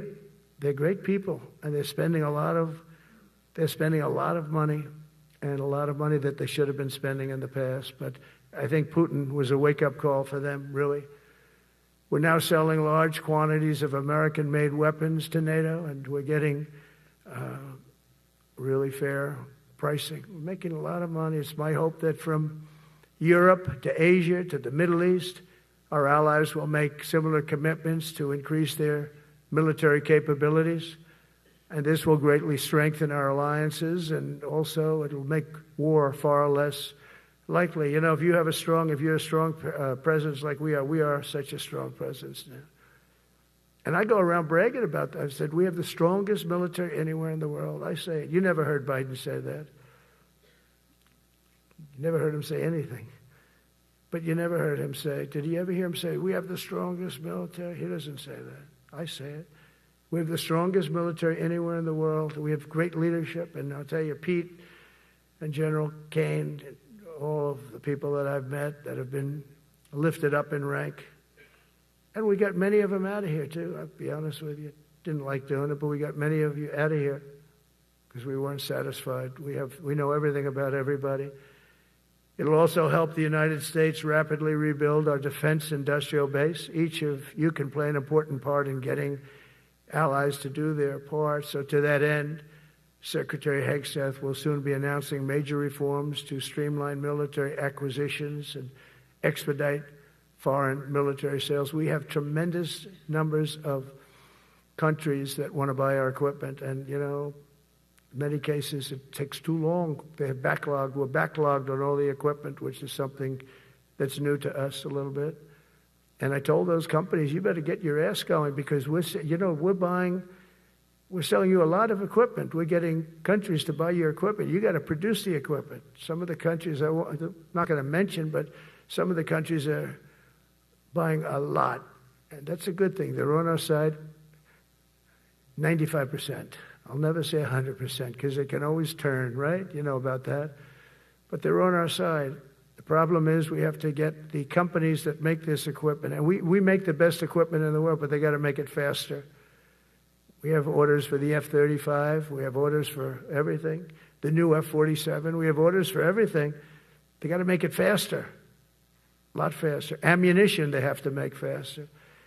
In the coming months, we'll be making even more historic announcements to fully embrace the identity of the Department of War.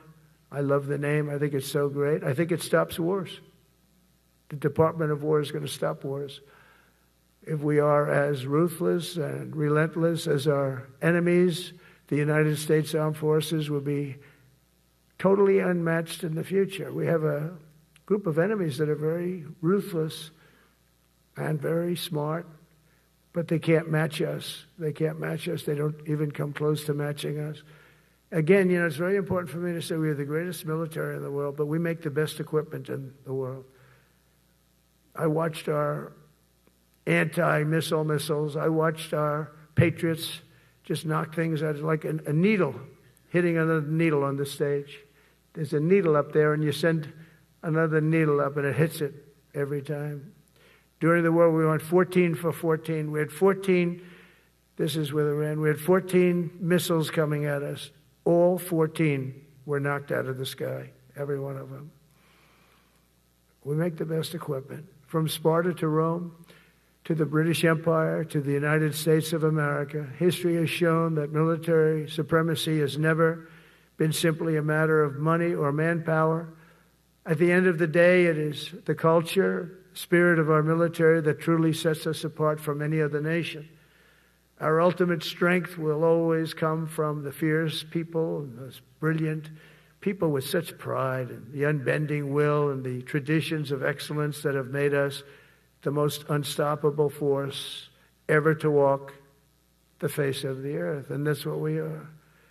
Remember, we never want to use it, but we have the most powerful nuclear capability, and I call it nuclear deterrent of any other country. Nobody close. The men and women in this room inherit the legacy built and won by Washington and Jackson, Grant and Pershing, Eisenhower and Patton, Nimitz and LeMay. We carry forward the majestic military heritage passed down from father to son, soldier to soldier, and one generation of warriors to the next. You are warriors, you know that, right? You're great warriors. Well, you wouldn't be in this room. You're the best of the best. From Concord Bridge to Fort McHenry, from Gettysburg to Manila Bay, from Normandy to Sicily, and from the jungles of Vietnam to the dusty streets of Baghdad, America's military has charged into hellfire, climbed up jagged mountains, crossed roaring oceans, and thundered across open deserts to defend our flag, our freedom, and our homeland. Nobody does it like you. Now we are discovering American muscle, reasserting American might, and beginning the next story chapter in American military legends and lore. That's L-O-R-E. It is lore. When it comes to defending our way of life, nothing will slow us. No enemy will stop us. They cannot stop us. And no adversary will stand in our way. They won't stand in our way. We don't want them to stand in our way. We don't want to even put them in that position, but they're not going to stand in our way ever again. You'll never see 4 years like we had with Biden and that group of incompetent people that ran this country that should have never been there. Because we had the United States military, the best, the boldest, the bravest that the world has ever seen, that the world has ever known. With leaders like we have right here in this beautiful room today, we will vanquish every danger and crush every threat to our freedom in every generation to come. Because we will fight, fight, fight, and we will win, win, win. I want to just thank you once again, and God bless the United States military, and God bless America. God bless you all. Thank you very much. Thank you.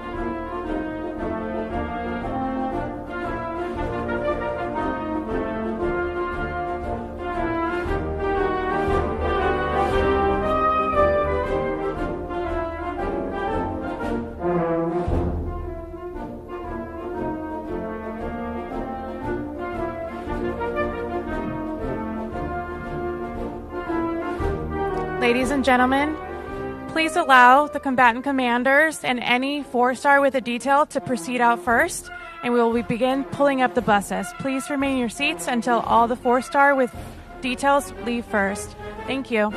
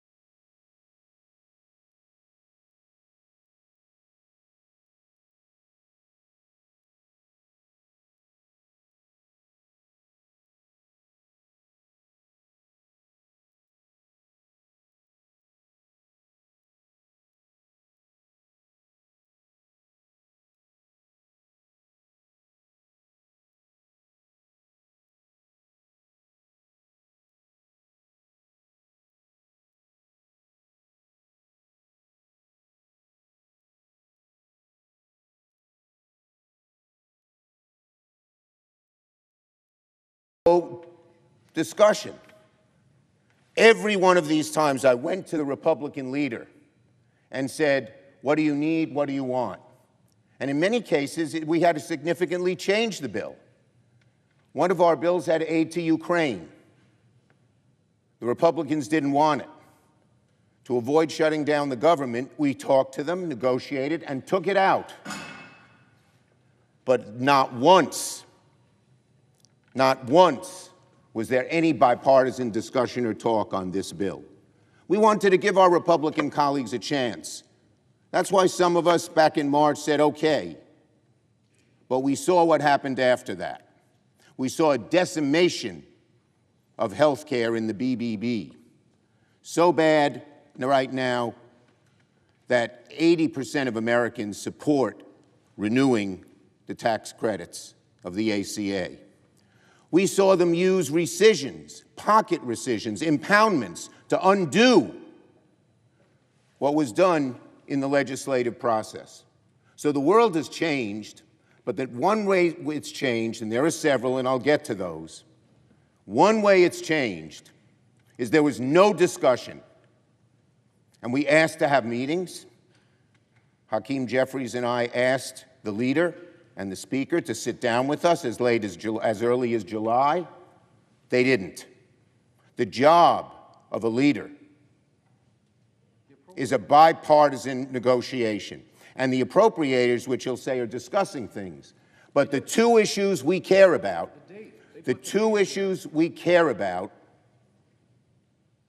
extending the ACA credits, broadly popular with the American people, so they don't want to talk about it, they want to change the subject, and ending these rescissions and impoundments, which would undo what we would do. The four appropriators, when they got down and discussed it, they said that should be for the four leaders to discuss. That's what Thune said. That's what Cole said, the Republican head of appropriations in the House. That's what Collins said. That's what Murray said. That's what DeLauro said. They did not discuss it with us at all. So to say the appropriations process is working is wrong. It's not working. It's not working because the leaders wouldn't discuss it with us, as we discussed with Republicans on every single one of these, what should be in the bill and add to the bill. Please.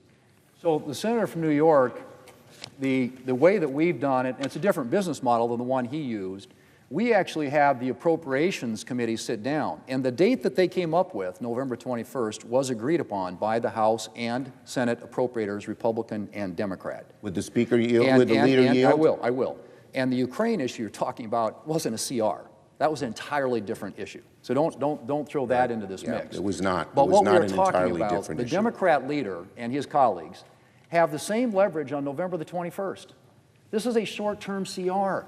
This is what we do all the time around here, as witnessed by the chart that you're just using there. 24 pages long, funds the government till November the 21st, at which time you have the same leverage then that you have right now, and we have until the end of the year to fix the ACA credit issue. And we're happy, as I said yesterday, and I've said on multiple occasions, to sit down with you to do that. Thank you. Now, reclaiming my time. Nice. They did not agree to the bills that the leader is talking about because they said explicitly, Democrat and Republican, there are two issues they can't resolve: impoundments and rescissions and ACA tax credits and health care. And they all agreed, the four of them, that they couldn't agree to a bill until the leaders discussed it with us. We asked the leaders to discuss it with us in July, in the middle of August.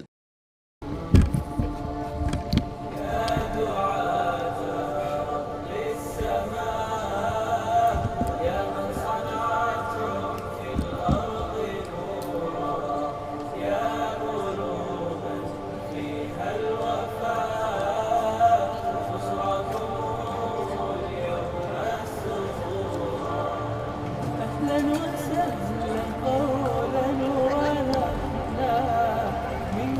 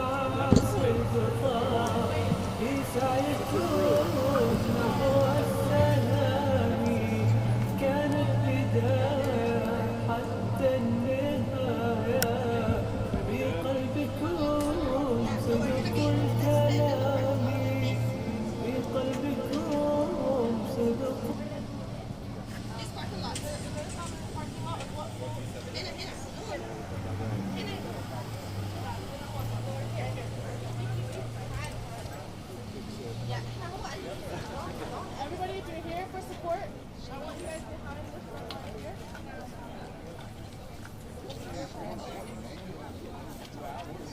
Or you can go on the stage there too.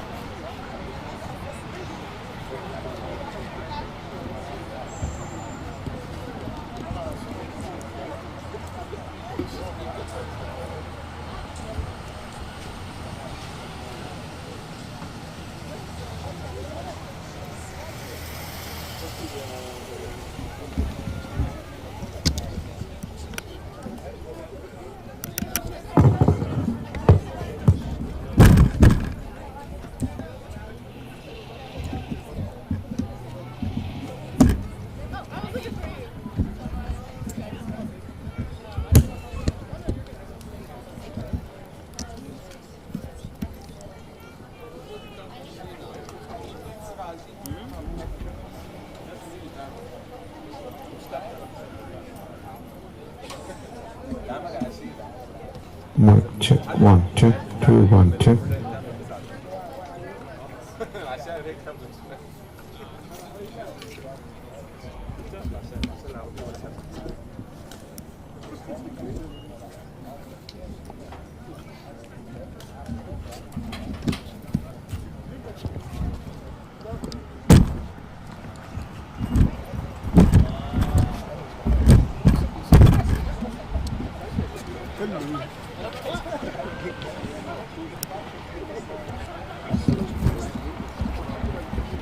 One, check 1 2 1 2.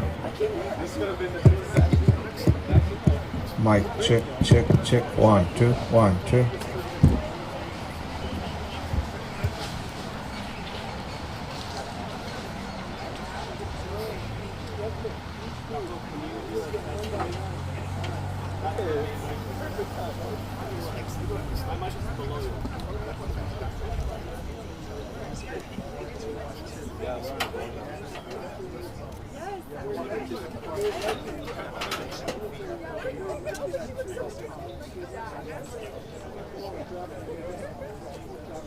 May want to weigh that side down. They just got the ticket. They may want to weigh that side of the sign down because they just tried to tip it. Oh, that one? Yeah. The main sign?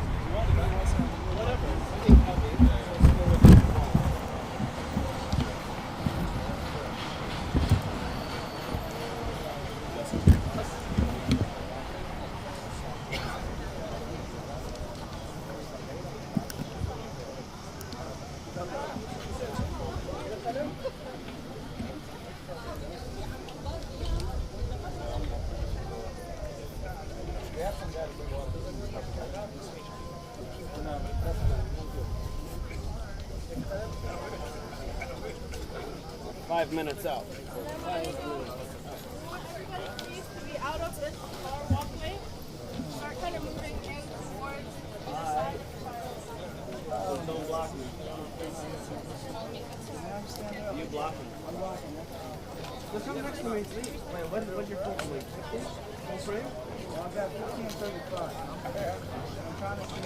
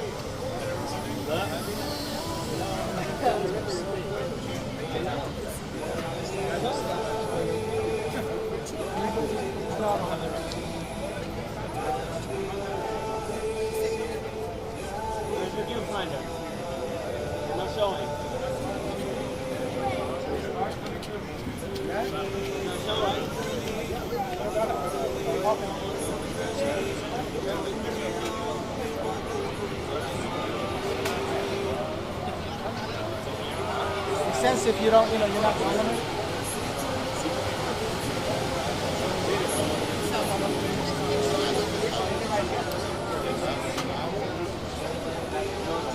Do you want the speaker centered or you want the whole? We'll get the back.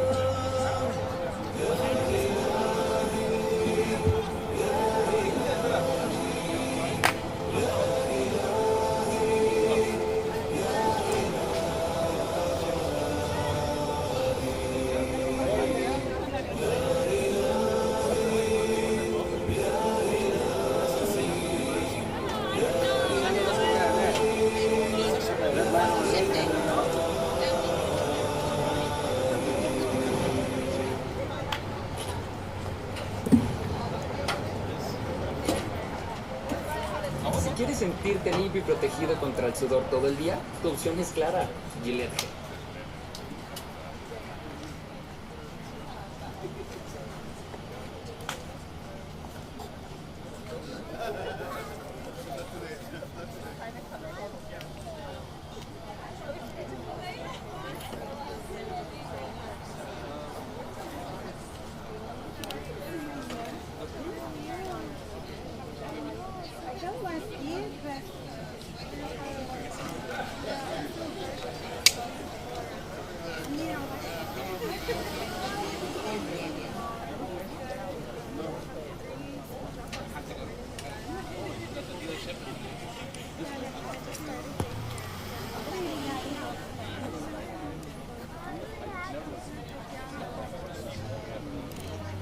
You're for it. It's on a weekend.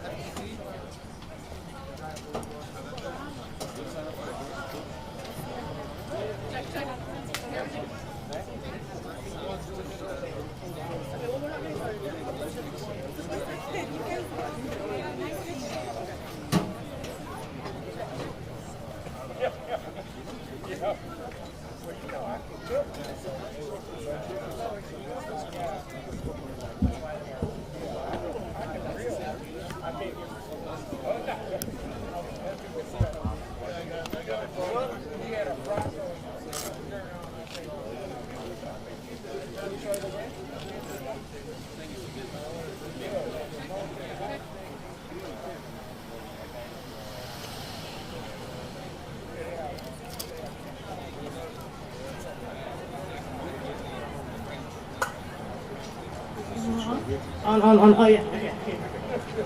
Thank you.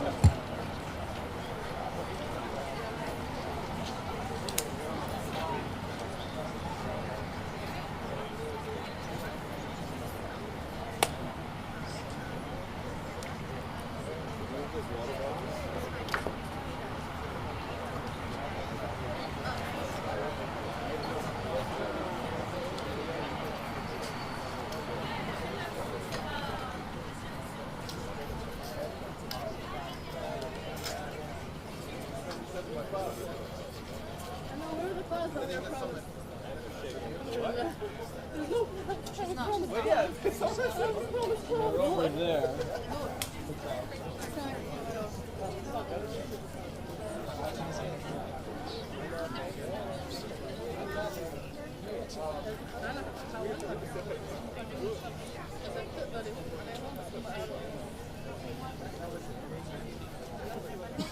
So, stop up. Yes.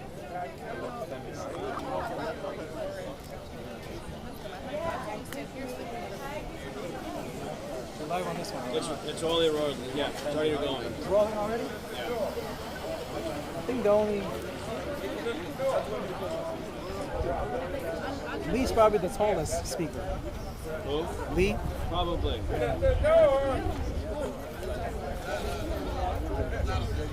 It's a prime. Nothing you can do on the mic if you want. No, it's okay. Okay, great.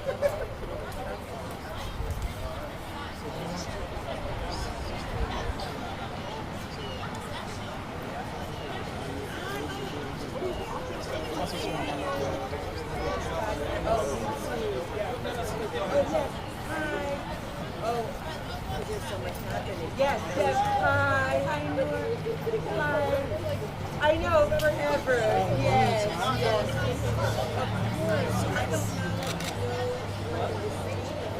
Say cheese. yes, so yes, I was Bruce Voice for Peace. You have a statement you can make? Yeah.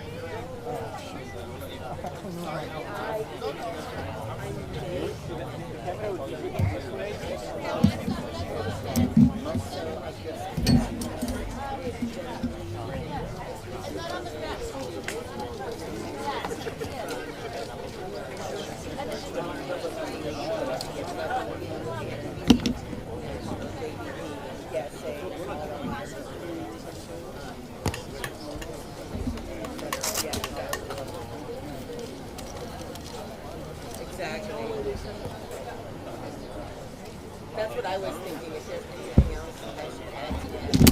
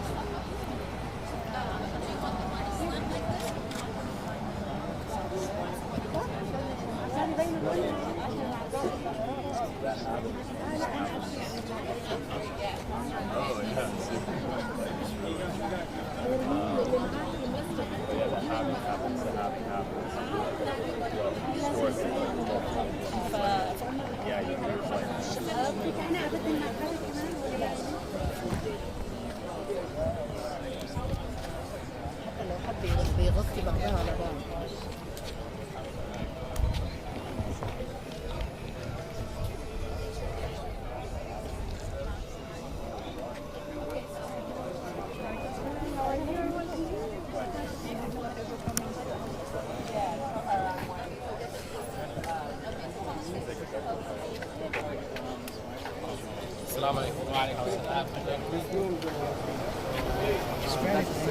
Closer. So whoever's taller, I need you to. Yeah, use the red knob to tilt up and down. Okay. All right, so you got this one? I got it. Okay, this one. Are you gonna get it? Yeah, I got 3 cameras to manage. Okay. It's already rolling, Cameron. Huh? It's already rolling. Okay. Yeah.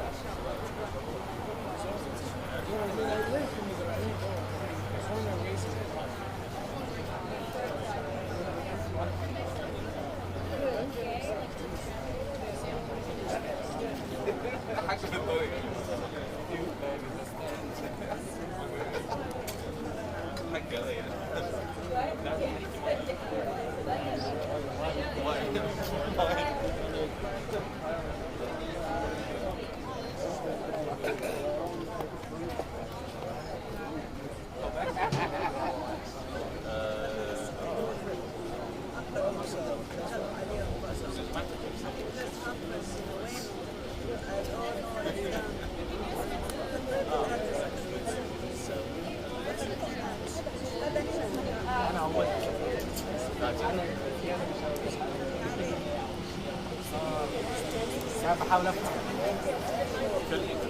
بعدين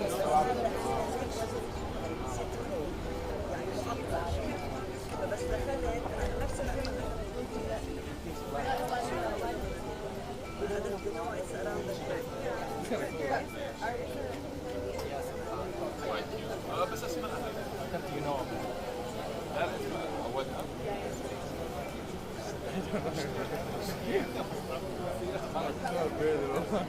That's all I know, actually. Nothing special I ever. Like, somehow you This is it. He's a creative genius.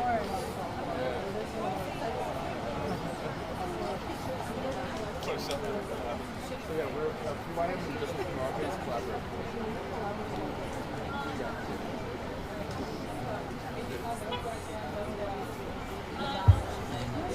Salam everyone. Can we please make sure that we stay clear of the fire lanes and make sure we have a clear path for cars to come and go? Jazakallah.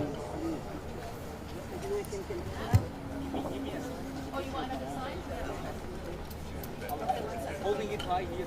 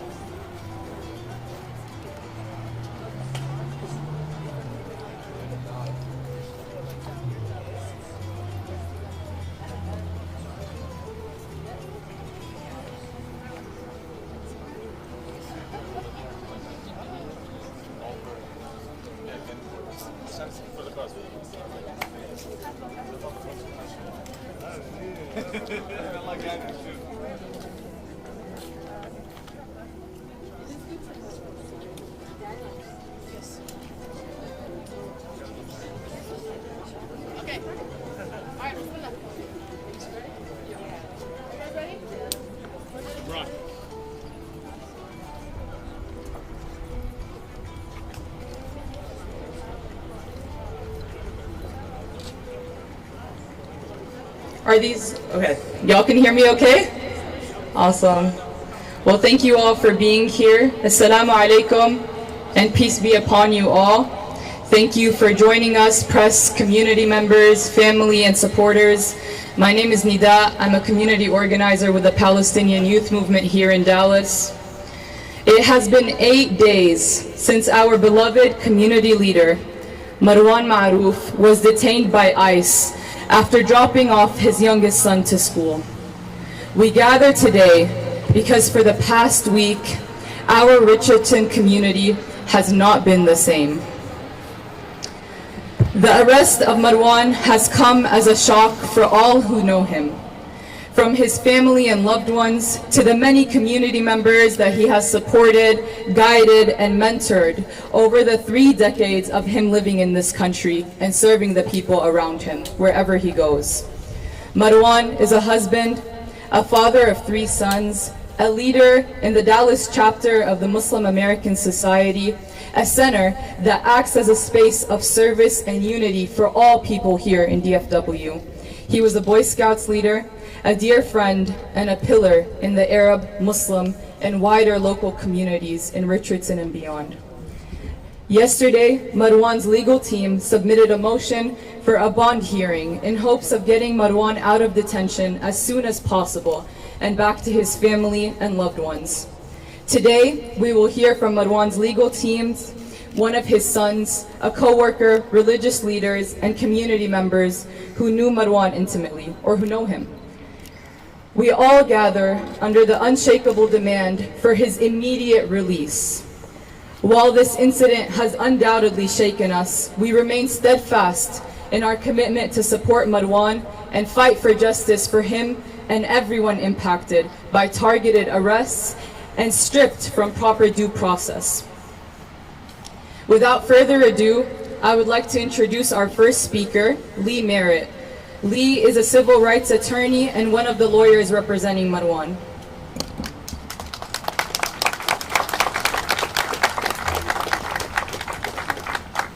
Good morning. I'm here not only as a member of this community, but I'm a fellow organizer with Brother Marwan. Thank you. As a fellow organizer here in this community of North Texas, I know how important it is that marginalized communities have leaders available to them to serve our needs in times of disaster and distress when often the institutions designed to serve our communities are absent. I'm here also as a father of 5 myself, knowing that as an organizer, when we serve our communities, we're preparing not only for our children, but we're trying to make the world better for all the children in our community. But most importantly, today I'm here as a civil rights attorney, as a constitutional lawyer, as people, thank you, as citizens, as people in this country. We know that every person here is protected by the tenets of our Constitution. And our Constitution demands that if someone is, like our brother Marwan, seeking legal residency here in the United States, who entered this country legally 30 years ago and has been nothing but a pillar to this community, serving our youth, serving our elderly, serving our widows, serving those who are most distressed. It is our obligation to ensure that the basic levels of protection available to our citizens are the basic level protections of everybody on American soil is protected. And in this case, Marwan has every right to contest his deportation, and we know that Marwan has been targeted in this case. We know that the day that his application for green card was denied, that he was arrested. That means that he did not have a meaningful opportunity under the Constitution to contest his deportation, to contest his arrest. For him to be taken from his family, from a school, and shipped almost 200 miles away is not only unconstitutional, it's inhumane, and it's something that our community cannot stand for. So I raise my voice and my practice, and we're grateful that there's a mechanism in place for Marwan's bond hearing to be considered, and that the court has set a date now that you'll hear about momentarily. I won't steal that thunder, but we have a date set now. We demand that the evidence be thoroughly reviewed, considering that his legal team has a chance to make a case for his release so that he can fight properly for his right to be here as a resident. That he can fight properly for his green card. It is our own obligation under the Fifth Amendment.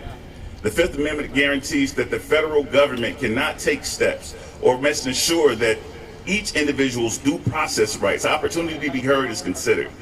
We know that we're facing an administration that has decided to accelerate deportations all around the country.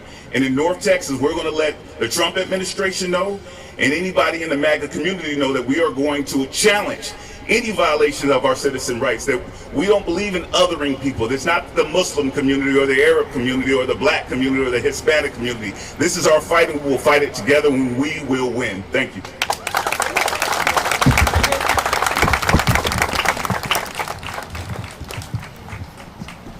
Thank you, Lee. I just want to emphasize his powerful message. You know, we will challenge any repression that our community faces, whether it's the Muslim community, the Latinx community, the Black community. We all stand united against repression and against targeting. Next up, we will hear from Maryam Udin, the director of the Muslim Legal Fund of America. Please welcome her.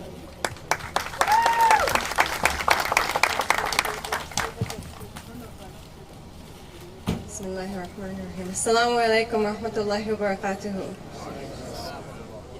I don't have the gift of Lee's powerful, eloquent voice, so I'm scripted. I ask Allah to bless my tongue with the light of justice and truth. I want you to know that it is an honor and a privilege for me to stand here before today as one of the members of Marwan's amazing, incredible legal team. We have offered ourselves, our lives, our time, our dedication, our devotion, our hope, and our faith in the service of one goal, and that is to bring Marwan home. Inshallah. So I'd like to announce with great happiness that MLFA has learned a bond hearing is to be scheduled for Marwan Marouf on October 6th of this year. So in less than a week, we will be before Immigration Judge Abdias Taida. Marwan is a dedicated husband, father to 4 beautiful U.S. citizen boys, and a selfless community leader who has called Texas home for 3 decades. In that time, he has shown up for his community again and again, and it is our time now to show up for him. He has led a life defined by service. He has no criminal history, is not a danger to anyone, nor is he a flight risk. Marwan entered the United States lawfully on a valid visa in the early 1990s, and since that time, he has been fully forthcoming and transparent throughout his immigration journey. We are confident that when Judge Taida reviews the overwhelming evidence in Marwan's favor, he, as we have been, will be moved by the truth of who Marwan is and grant him bond, allowing him to continue fighting his case outside detention, surrounded by all of us, those in loving support of his family and the community. Thank you.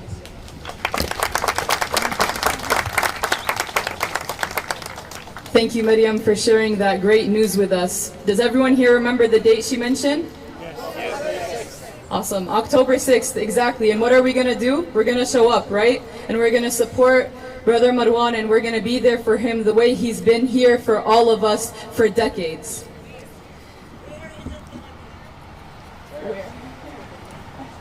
We'll announce that soon. We'll now hear from Marwan Marouf, one of Ammo Marwan's sons and an active community member here in Richardson.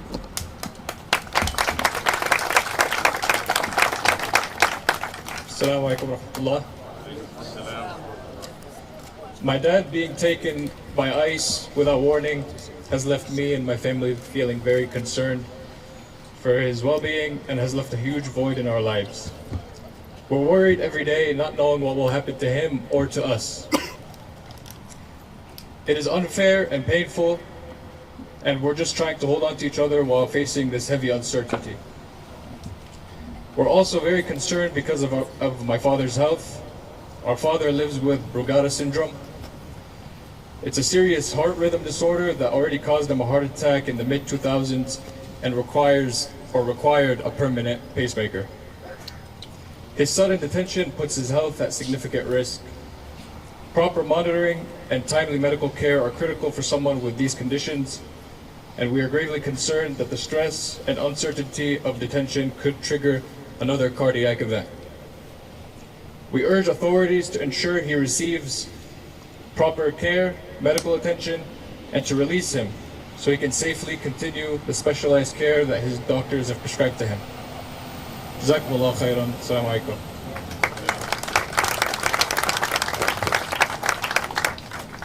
Thank you, Malik. I'm sure it's not an easy thing to stand here in front of all of you today, talk about his father's medical conditions.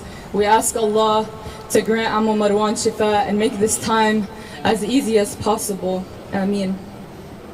Next up, I would like to introduce Hisham Morgan, a board member at Mass Dallas, which is Marwan's workplace and the center through which he served our community so closely and diligently.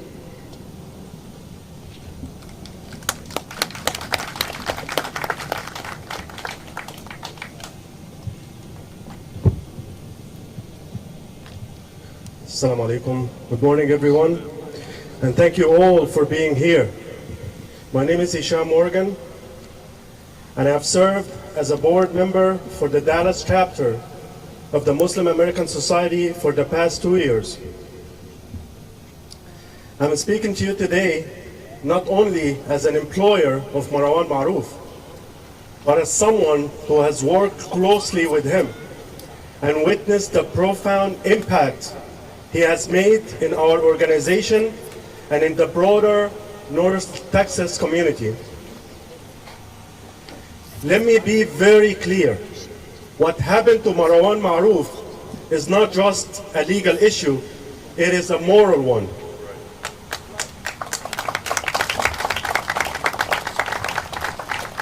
On Monday, September 22nd, Marwan was detained by ICE right after dropping off his son at school.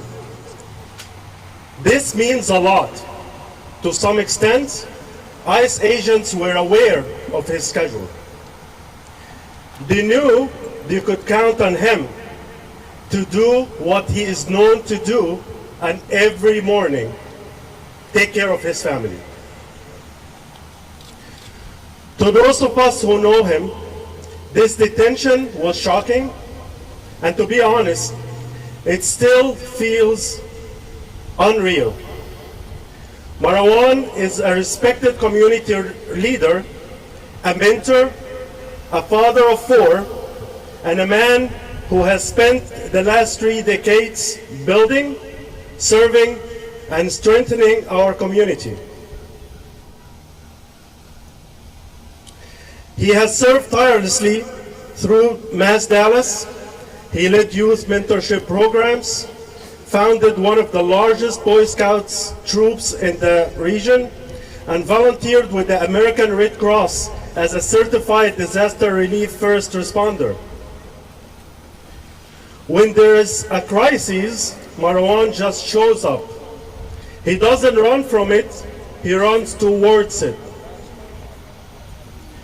As his employer, I can attest to his professionalism, his integrity, and his selfless commitment to others. He has never been a threat. He has only ever been a source of stability, compassion, and leadership. His detention is not just hurting him, it's hurting his family, his community, and the very values we claim to stand for as a nation. Detaining someone with deep roots, a clean criminal record, and an extensive history of public service does not make us safer. It undermines our trust in the system. We call on all local, state, and national elected officials to take action. This is not just a matter of paperwork. This is a matter of principle.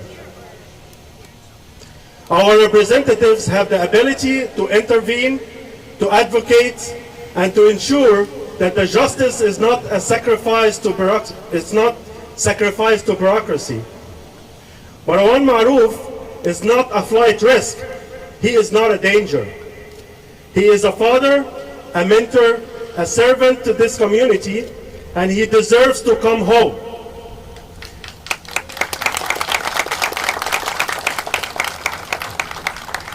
The Mass Dallas Board would welcome him right back to his second home at the Mass Dallas Center when he comes, inshallah. I ask the authorities to do the right thing. I request from the USCIS to re-examine this case fairly, and I ask our government to uphold the values it promises to its people, including people like Marwan. Thank you. May God bless you, and may God bless all humanity. Bring Marwan home. Bring Marwan home. Thank you, Brother Hisham. I think all of us that know Marwan know that his job at MAS has never been just that. It's never been a 9 to 5. I was talking to some of his coworkers just yesterday. They were telling me how he was always the one pushing the center to be involved in ways that, others maybe were not necessarily thinking about. Ensuring that they were supporting with local food pantries and providing service to the local communities beyond just the Muslim and Arab communities. And so this job, this role for him, really, it was not just a 9 to 5.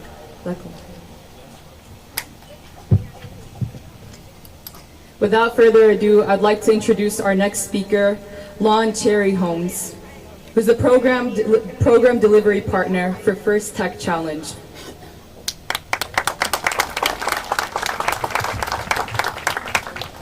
Thank you, everyone. When I got the news on Saturday, it was quite disturbing to me. It put me in shock. I'm Lon Cherry Holmes. I'm the program delivery partner of First Tech Challenge in North Texas, and my job is to facilitate robotics competitions throughout the DFW Metroplex and throughout the state of Texas as well. And when I started my job back in September 2021, when I first started, I was desperately looking for venues to host our robotics events. And one of the venues that came on my radar was MAS DFW. And when I showed up to MAS here in Richardson, Texas, he greeted me at the door. And the Marwan I met that day is the same Marwan I saw every other time I've seen him for the past 4 years. With a smile on his face, humility, dressed nicely all the time, so kind, always with a smile on his face. And he gave me a tour of the facility. He showed me everything. And he said, Lon, this is my vision. I want as many robotics competitions in this Muslim center as you will allow me to have. And every objection that I brought forth, he solved it on the spot. I said, we have to wear shoes. We have to wear shoes at our competitions.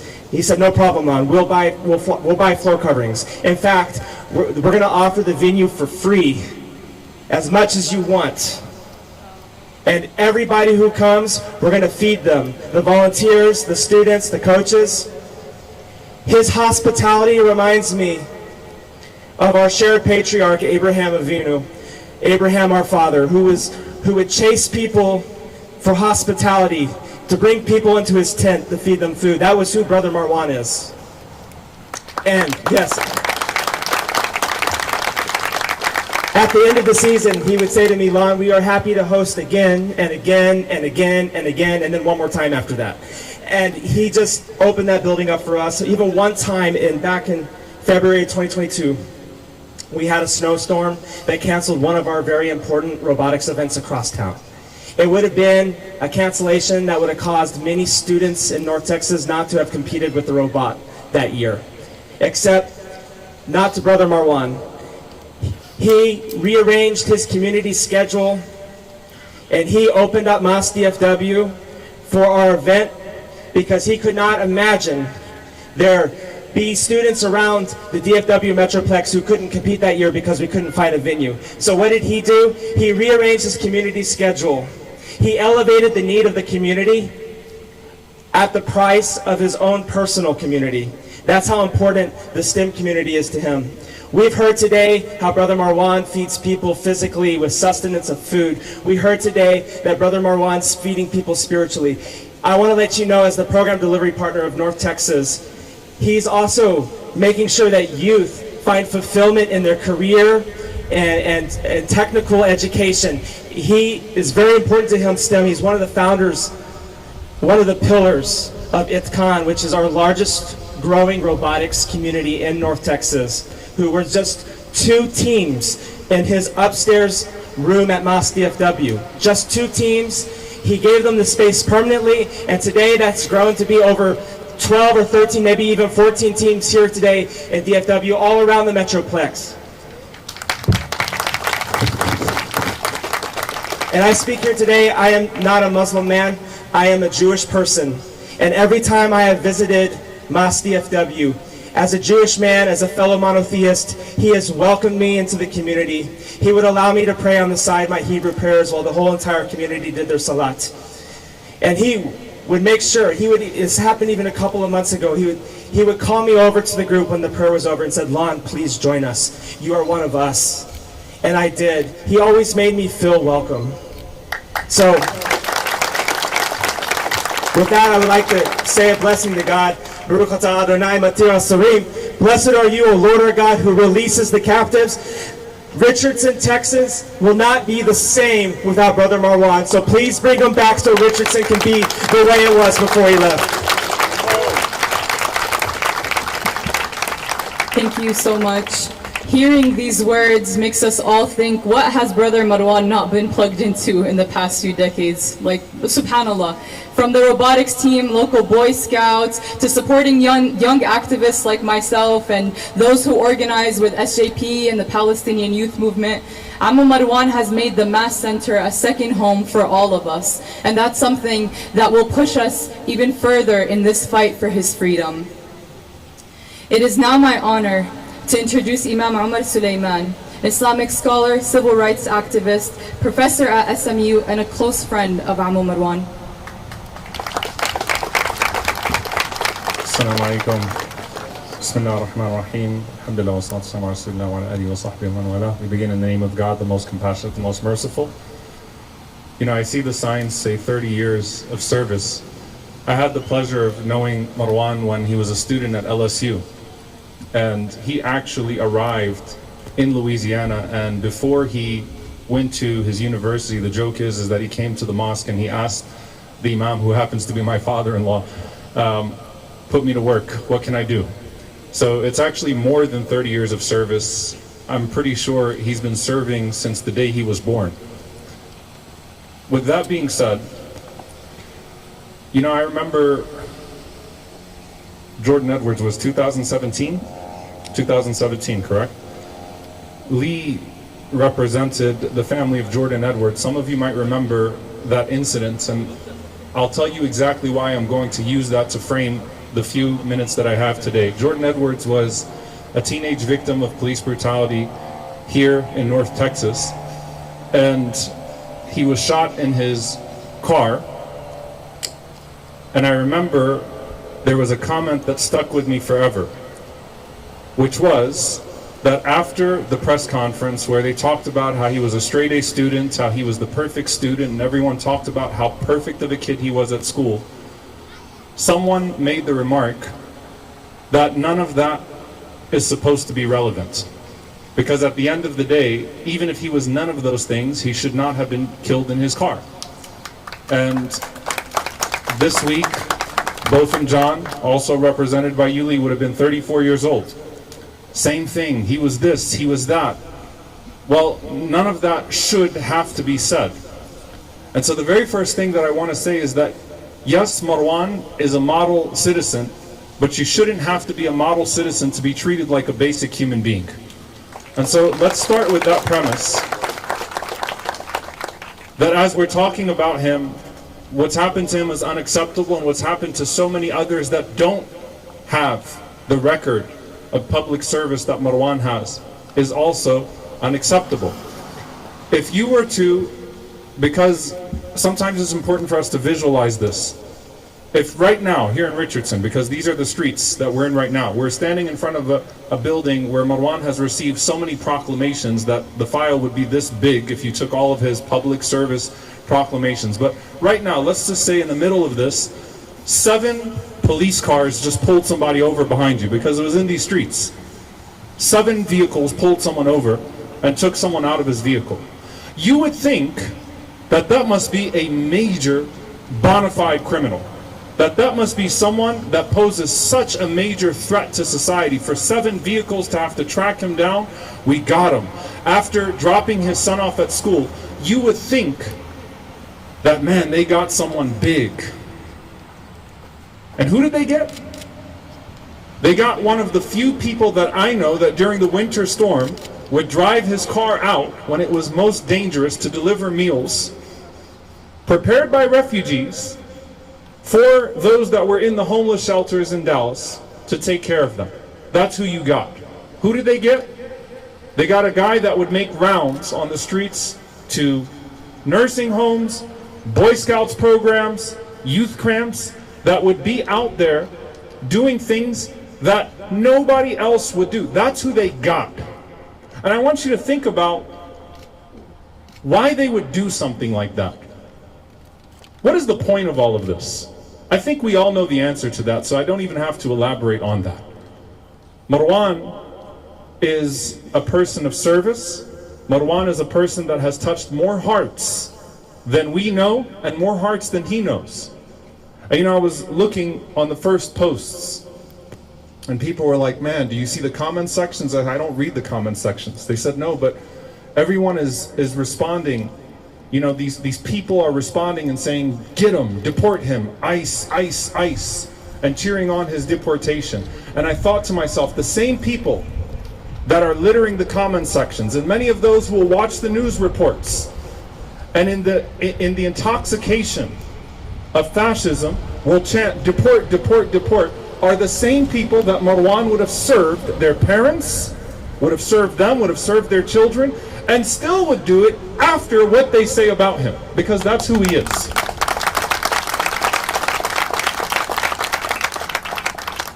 And just to add a final layer to this, the person that he is. When I finally got through to speak to him, he's still Marwan, even in a detention center. Let me explain to you how. Within the first 5 minutes of the conversation, he explained to me that he already went to the chapel and that he's already went to various people within the prison facility and volunteered to help. Like he's already talking about how he's volunteering to help other people that are there, and he started giving me like a needs assessment of the prison facility and telling me like who's from where and who's there, and now he's trying to get a mushaf to this person, and I might need you to do this for this person.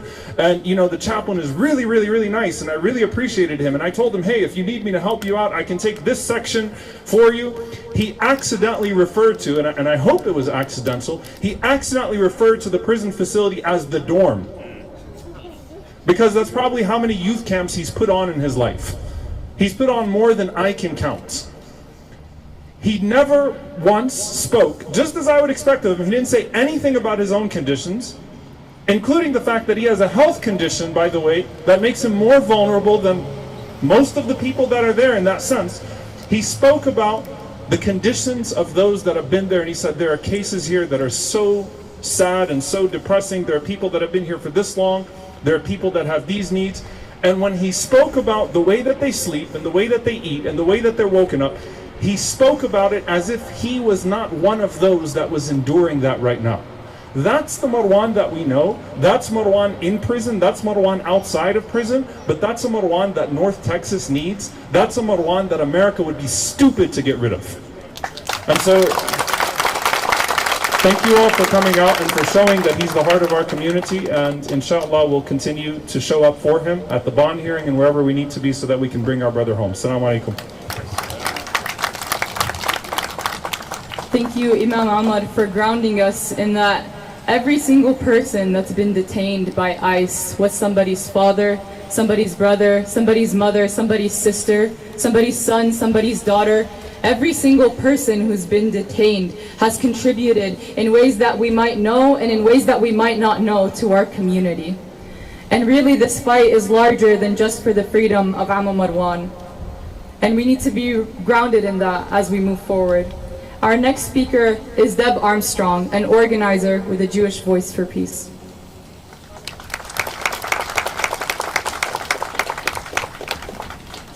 Assalamu alaikum. My name is Deb Armentar. I'm here representing the Dallas-Fort Worth chapter of Jewish Voice for Peace and Jewish Voice for Peace National. For anyone who doesn't know, Jewish Voice for Peace is the largest organization of anti-Zionist Jews in the world. Thank you. United for the liberation of Palestine and Palestinians. I am also here as the granddaughter of Jewish refugees who came to this country to escape religious and ethnic persecution before the Holocaust. Religious and ethnic persecution like the kind that ICE has perpetrated against Marwan, who we are all standing here in support. As Jews for justice and as people for justice of all religions and ethnicities, we have seen this before. Among other things, this is Nazi Germany tactics, and we recognize this as such. From Auschwitz to Alligator Alcatraz, the tactics are the same.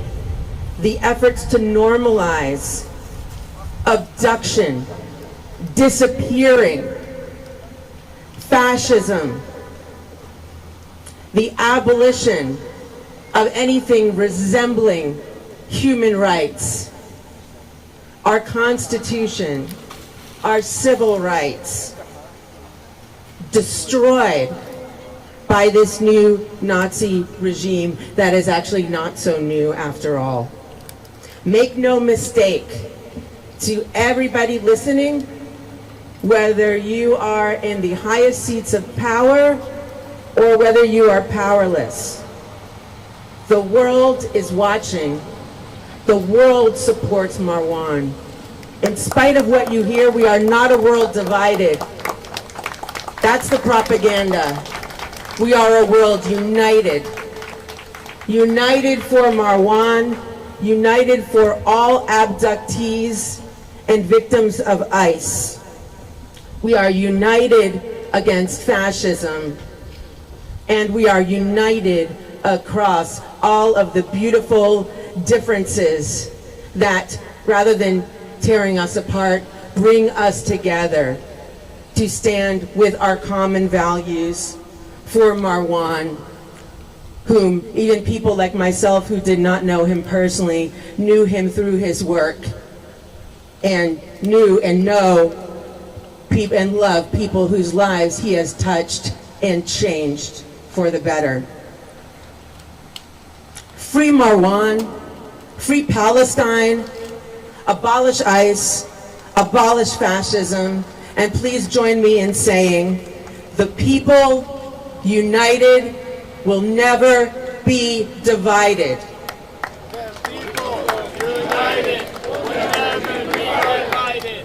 Again, the people united will never be divided. The people united will never be divided. The people united will never be divided. Free Marwan, free Palestine, abolish ICE. Thank you. Thank you, Deb. Of course, it's not, gone over our heads that this abduction has come, of course, on the backdrop of 2 years of genocide in Gaza. So while many of us here are watching families being killed in Gaza, we're also witnessing our loved ones here in the US face unprecedented levels of repression and targeting. These things are not disconnected, and it's important that we all know that we all feel that we all say that. Last but certainly not least, it's my honor to introduce our final speaker, Ismahan Abdullahi. Ismahan is a fierce human rights advocate and relentless community organizer. She currently serves as the National Executive Director of the Muslim American Society's Public Affairs and Civic Engagement Team. Mass pace. Bismillah, we start in the name of Allah, most gracious, most merciful. And I want us to be clear. We heard from each and every single one of these speakers the importance of Brother Marwan, the service that he's done in this community and who he is. We heard about his health condition from his son, Brother Malik, and we say to you, Brother Malik, that this community will fight long and hard for your father to be released. Let us be clear again. The dignity and the sanctity of a human soul, of a human being, is not determined by unjust laws of our own government. that while they are abducting our community leaders, they are abducting fathers, separating families, and going ahead with injustice both here and abroad, we have a resilient community that envisions a better world, a more just nation, and a nation that actually treats its people with dignity. And so this moment is beyond just Brother Marwan. This moment is about fighting for what kind of future do we want to live in, and what kind of present do we want to accept. And a lot of us are here today to say that we are not accepting the status quo of having our beloved community leaders, our beloved community members to be abducted, to be detained, to be dehumanized, to be demeaned and criminalized simply for existing. And so this moment, I want us to really dig deep and think, as we are fighting to bring Brother Marwan home, that across our faith lines, across our cultural lines, across different languages and backgrounds, that we come united and say that we are absolutely envisioning a better world. We will not be gaslit into thinking that abducting our leaders and our community members is about safety when we know it is about bigotry. We are not going to be gaslit into thinking that this moment is not being politicized when we know that it is being politicized. We will not be made to believe alternative facts of what it means to exist as a human with dignity, when we know as a community it is God that decides the dignity of a human being, not, again, our unjust laws. So yes, Brother Marwan has been of service to his community. Yes, Brother Marwan has been a pillar. But as Imam Umar was saying, you don't have to just be a pillar for you to be honored. And so, without titles, without labels, we come back to the essence of who he was, which is a human being that deserves dignity. A human being that is dignified. And because of that, we will fight and we will demand, not beg, demand for his release. Because this moment, like I said, is bigger than us. And I want us to really dig deep, stay steadfast, because this is going to be a long journey. We ask Allah to make this easy and for us to be able to free him and everyone else who's been unjustly held. As someone who has been in the immigration space, who have worked with folks who have been detained, let me tell you, it is because of those who refuse to stay silent in this moment, because of those who refuse to back down, because of those who refuse to cower, because of those who say, despite the challenges, despite the oppressive laws that exist, despite those who are flouting the Constitution, we will stand united. We will stand together, and we will make sure not just Brother Marwan, but all those who are being held unjustly in this community and the injustices abroad, especially with what's happening in Gaza, that we are going to chart another path. Because if we don't, my dear respected brothers and sisters, if we let this injustice done to Brother Marwan and our students and others go, what is there left to fight for? Jazakumullah khair.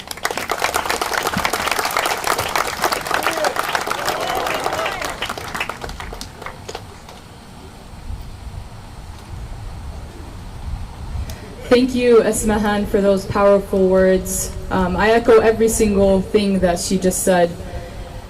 Before we wrap up today, I want to say a few important things. Again, echoing the sentiment of so many of the speakers here today, Amma Marwan's case is not siloed. It's not a separate issue from the detainments that we've been seeing over the past year.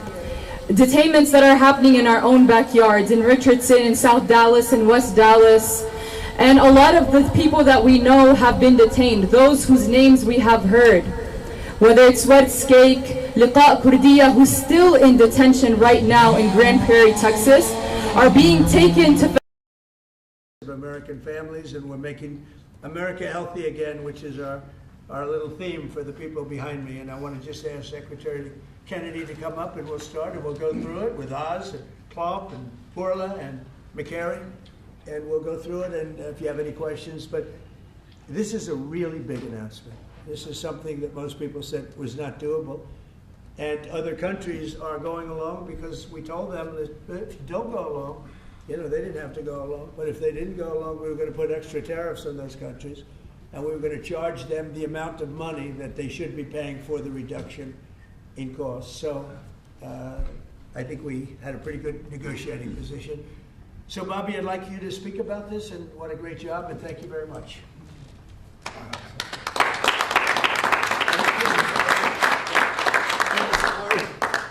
By thanking a couple of people who aren't up here, Theo Merkel, Dr. Heidi Overton, who played key roles in this negotiation help make this happen. And also Inma Hernandez, who's not up here, but John Brooke and Chris Klump, who were the people who were negotiating, in some cases, I think including last night, 24 hours without any sleep. This would not have happened without President Trump's leadership. I told my son last night, we're all under secrecy about this, but I told my son late last night, a 27-year-old son, Connor, who's a very liberal Democrat, and I told him this was happening, and he just paused for a minute and he said, "Thank you, Dad, I'm so proud of you." Because this is something Democrats have wanted for 20 years, Republicans have wanted for 20 years. Everybody said they're going to do it. Nobody has even taken a step towards doing it. And the reason was because it was such a daunting task. And, you know, even all of the negotiators, you see, I also want to thank Howard Lutnick. This would not have happened without him. But even all of the negotiators here and all the people on at HHS and at the White House team, all we could see was all the reasons that this couldn't happen. Everybody had tried. Nobody could make it happen. And it was President Trump alone who, with his doggedness, his persistence, he saw this clearly in a way that none of us other, in its most simplest terms. Why are we spending more on this country than any other country? Why are we spending 75% of the revenues that come to the pharmaceutical industry? We're doing all the research, and everybody else is riding on our slipstream. And President Trump, I would say, harangued and harassed us to make this happen. I was getting calls at 11:30, 12 o'clock at night. "Oh, are you asleep? And you got to get MFN done." And at one point, Dr. Oz told me, "I can't take the president's calls anymore." I have a lot of reasons. My wife has a lot of reasons to say to me about different things that happen in my life. Doesn't that give you anxiety? And I say, I don't get anxiety. This gave me anxiety. Oh, thank you, President Trump. It would not have happened without your leadership. This is real leadership. It's a president who has a vision and makes that vision happen. And I can't think of any other president of the United States who could have done this in our history. I'm very grateful to you. This is an extraordinary benefit. The American people, thank you for your vision, President Trump, your bold action, your unwavering commitment to health and well-being of the American people. Never has a president stood up so bravely for the American people with respect to health care.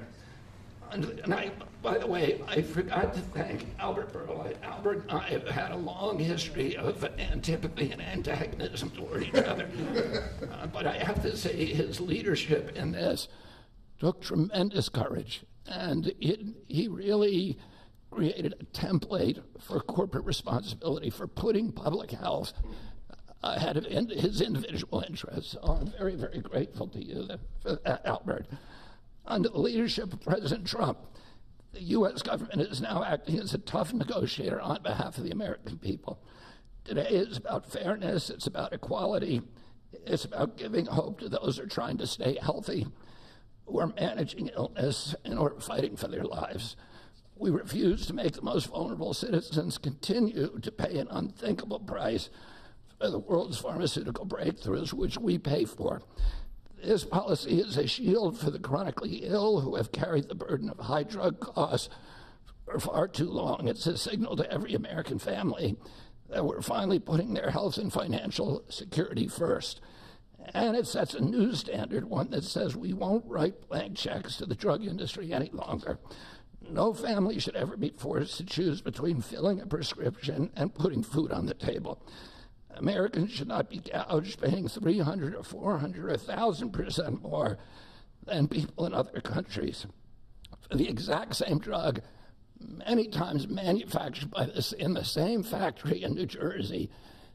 and sold in Great Britain for 1/10 the price that it's being sold for here. This weekend, I was with some friends up in Martha's Vineyard, and an old friend, one of my oldest friends, his wife and daughter have a chronic disease. And that chronic disease last year cost $150,000 to treat. And the mother had to choose whether she was going to take that money and spend it on her or her daughter. And she spent it on her daughter. So she had to make that choice. It's a choice that no mother should have to make. We did a roundtable recently on drug prices. One patient spent more than $180,000 on one drug. One cashed in all of her savings and worked 3 jobs to make ends meet. One almost quit her job and moved to Germany to get the drug cheaper. Some looked at getting the drug on unsafe secondary markets because they could not afford it through the legitimate markets. Today, we begin to right that ship. For the mother trying to help her child get better, for a grandmother at the pharmacy counter, and for millions of Americans who want to restore their health. Today is about another promise made by President Trump and another promise kept by President Trump to the American people. And it's only just the beginning. This is all thanks to your unwavering leadership, Mr. President. Thank you. Thank you very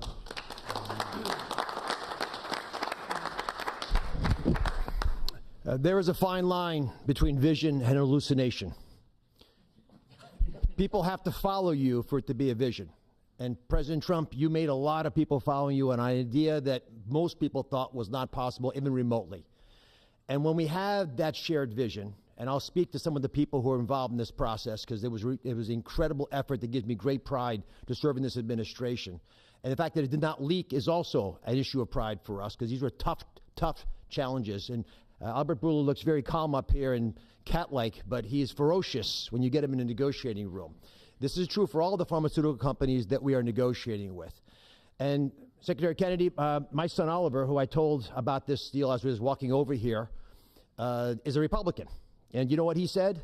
Thank you for making us proud. Because it's not just a Democratic problem, it's a Republican problem. This has not happened before. And it took a crusader like President Trump, with the support of Secretary Kennedy, Secretary Lutnick, I see the Vice President's here as well, just unwavering, dogged pursuit of change. And now I have to admit that I know the President has me on speed dial, and most of the time when he would call me, as Secretary Kennedy alluded to, it was about MFN, and he always had reasons why we needed to go faster and why people were being hurt today because we're allowing the kinds of pricing that had been tolerated for so many decades in America. The time of the day didn't matter, the day of the week didn't matter, and that's how the president was functioning. This was such an important part of what he saw as his legacy, which is why it brings such pride to all of us up here and many others to deliver it. And the laser focus that the president had on this, which he shared with me the day that I was nominated, that he nominated me for this position and has reminded me frequently since, made it a top priority for us as well at CMS. Now, to do this, you have to have tactics, not just vision, but tactics. And the first tactic the president shared was to introduce me to Albert Bourla.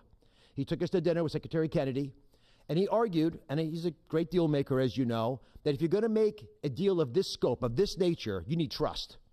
So the president lit the kindling, he got the embers going, but he needed us to nurture that beginning of a fire so they would blaze into what today we can announce as the grand deal, one of the greatest ever, certainly in the space of pharmaceuticals. I gained to respect Albert, and I'll tell you why in particular. It was because he recognized the dangerous problems facing so many Americans, that they had to choose between taking medications prescribed by their doctor that could be life-saving or shopping at the grocery store, paying for their kids a fundamentally important need that would be squeezed out because they couldn't compromise on drugs, or often worse, they compromise on the drugs. 1/3 of all prescriptions are not filled in the pharmacy because of this. We talked through the winter, we talked through the spring, we talked through the summer, and we got nowhere. We stalled. The industry is powerful, they're important, they have smart people. There's no reason for them to give the numbers that the president is articulating today. And you see these numbers on the charts around us. These are massive wins for the American people. But the president in July demanded, after the executive order, that manufacturers make a firm commitment and to lower prices or else. And it sent shockwaves through the industry. It got the ball rolling again. Our talks with Albert heated up, but it wasn't until last week If you want an inside story, it wasn't until last week that we made a major breakthrough.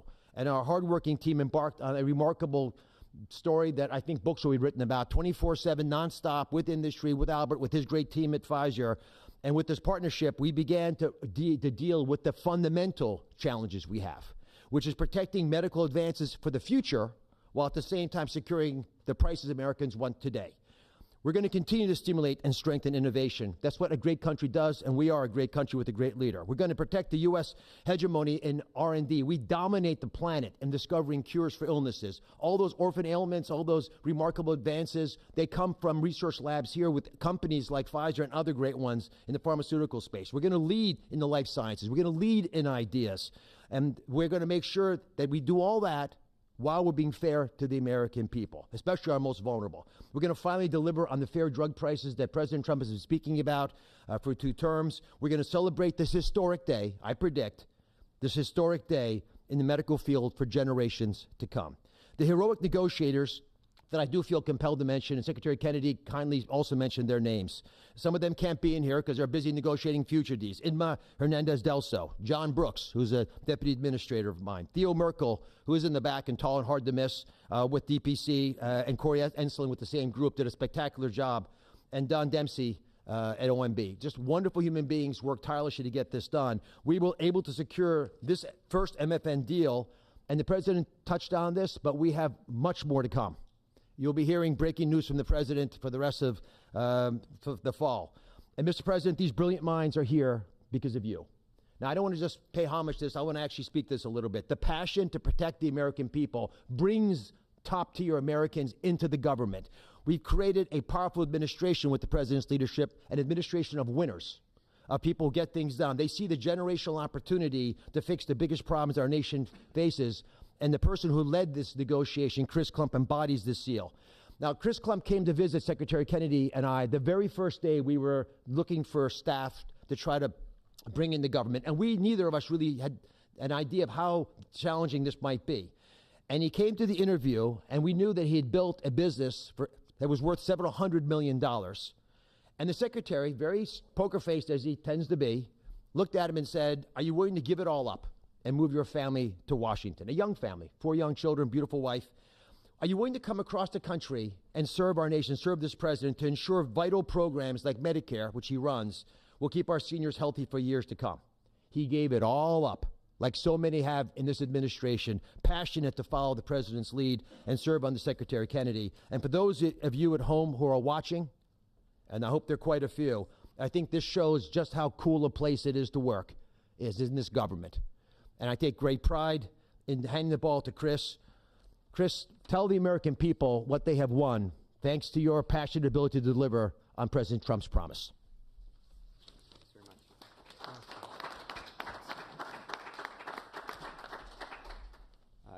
Thank you, Mr. President. You have enabled something that as recently as last night, nearly everyone has said was impossible. And Secretary Kennedy and Administrator Oz, thank you for having trust in us as a negotiating team to drive this forward on behalf of the American people. It is an absolute honor and privilege. And Mr. Borla, to you and to the team at Pfizer, you have taken a step that I think few appreciate, requires a level of courage to change something that for decades administrations have tried. And there was no incentive rationally for you to do, and yet you've done it because you recognized the opportunity to align your economic interest with the social interest of the American people, and we're grateful. Today is historic, as has been discussed. This is a major win in the battle for affordable health care and affordable drugs. As the president said, on average, we pay nearly 3 times what the rest of the wealthy world pays for branded pharmaceuticals. And yet we drive more than 50% of global R&D, 50% of revenues, nearly 70% of profits. It's unjust. It's morally unjust. And when this happens, we stifle innovation and we limit access for the most vulnerable people across the planet and in America who need these medications. And so the president directed us to make deals. That's what he does, and it's what we do. And all great deals, and this is a great deal, are rooted in principles. And this deal was rooted in the principle of fairness. Now, the president could have directed us to go to the poorest country on the planet and find the cheapest price for every single drug and bring that back to the United States and use the might of the government to insist that that's the price we pay. And that might have worked, actually, for just a little bit. But very quickly, it would have utterly destroyed innovation in pharmaceuticals. It would have destroyed American primacy in building life-saving medications. There are nearly 20,000 known diseases on the planet. We have treatments or cures for far fewer than 10% of them. So that would have been a bad strategy, and it would have limited access to those who need those medications the most. But he didn't call for that. He didn't call for 50% lower than the lowest price on the planet. What he called for was fairness. And that's a powerful principle, because we all grow up wanting to be on the right side of fair. And it allowed us to do what has not been done before, which is to call on manufacturers and ask them to be fair, and allows us to go to countries and ask them to pay their fair share in the battle against global disease. And that is the unlock for this great deal. Now, it's my privilege to talk just for a few minutes about the details of the deal. First, let's start with the definition of MFN. What do we mean by that? This is not made-up list prices that have often been quoted in prior administrations, stuffed with fees and rebates. We're talking about we start at net prices, after fees, after rebates, the prices people actually pay here, the prices people actually pay in other wealthy countries. We then index to a basket of countries, wealthy countries, across the world. And we go drug by drug, and we look for the lowest price. And that becomes the starting point for what an MFN price is in the United States. And then we've built this principles of fairness on 5 key pillars, as we've talked about. Number 1, as has been discussed, direct access for patients at TrumpRx, which is a site soon to be launched, available often at full MFN and always at lower prices than currently available. This is bypassing middlemen. It increases transparency. In many instances, prices are 80% lower than they are today. No more Canadian detours to purchase drugs more inexpensively at our neighbor. You do it from home. You do it a click. This is American ingenuity outsmarting the system. Number 2, the president was very clear to us and directed us to ensure that we secured the lowest prices for the most vulnerable Americans, those who are served by Medicaid. So we focused there first. So Pfizer will be putting virtually all of its portfolio of drugs at MFN prices available to Medicaid in the near future. This safeguards the program. This ensures that this program lives as a lifeline without undue burden on the taxpayer for those who need it most, for our vulnerable Americans whom we are charged morally to care for. The third principle is about future-proofing fairness. This is the idea that Pfizer has committed, as are other manufacturers, that they will not launch a new drug for commercial, Medicare, Medicaid, or cash pay markets at a price that is higher than the other wealthy world. Now, they are free to price their drugs wherever they want. These are not price caps. These are not price controls. They can price however they'd like. We're simply asking them, and they are committing not to undercut us in other countries. This is an essential principle. This allows us to retrain other countries to appropriately value innovation for their citizens, to appropriately understand what fair share means, to contribute global R&D. This allows us not to compromise access for those who need it most. And this is a powerful commitment. The fourth principle is around shared savings. As our commerce colleagues and as our U.S. trade representative colleagues succeed in encouraging other countries to pay more for existing medications, a portion of that will go to fund additional R&D. And a portion of that will repatriate back to the United States to offset prices, lower prices further for Americans on those existing drugs. And the fifth principle, as discussed, with hats off to Secretary Lutnick and Ambassador Jameson Greer from U.S. Trade, is about Pfizer committing to onshore 100% of the value of all imports that it currently imports to the United States, thus ensuring that we seal our great American resurgence. If you're watching this right now and you have been looking for evidence that this is a president who knows and cares about you, who is fighting for you, who is fighting for every American, this is Exhibit A. This is not an empty promise. It's not platitudes. It's not lacking a plan. These are hard contracts with teeth, lowering prices now that we will all feel. These are the most significant, historical, substantive, mathematically quantified price reductions in the history of our country in modern-day pharmaceuticals. I cannot thank you enough for your leadership in enabling this to happen. It is an absolute pleasure. The President has showed us that the impossible can be achieved, and that is what's happened today. God bless America. With that in mind,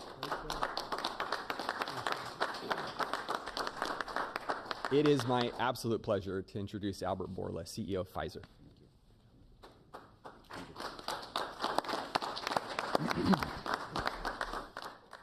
Mr. President, what an honor to be here today in this office to announce a landmark agreement. I think it's an historic day. Is this the coolest office? He has a beautiful office, but the Oval is the coolest, right? What do you think? I think by far. And I have seen other presidents' offices. There's nothing like that. Yeah, it's good office. Yeah. So it's an historic day because I think today we are turning the tide and we are reversing an unfair situation. For years, other rich nations refused to pay the fair share for the medical innovation. And as a result, Americans had to assume disproportional cost on their shoulders. This situation, we all knew, is not sustainable. This situation is a situation that many wanted to change, but no one could. This is changing today with this agreement. In July, the President sent to me and other heads of pharmaceutical companies a letter.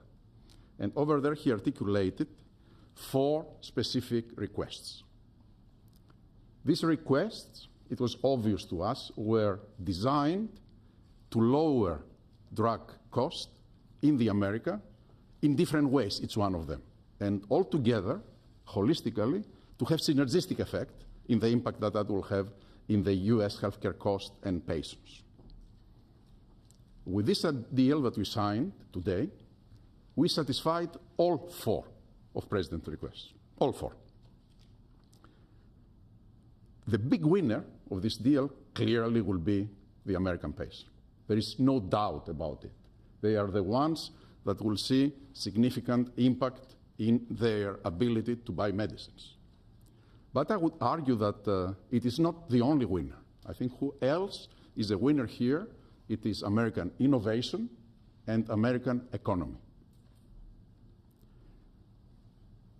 In our industry, we had 2 major overhangs that have substantially reduced our valuations and create concerns for us in our ability to invest.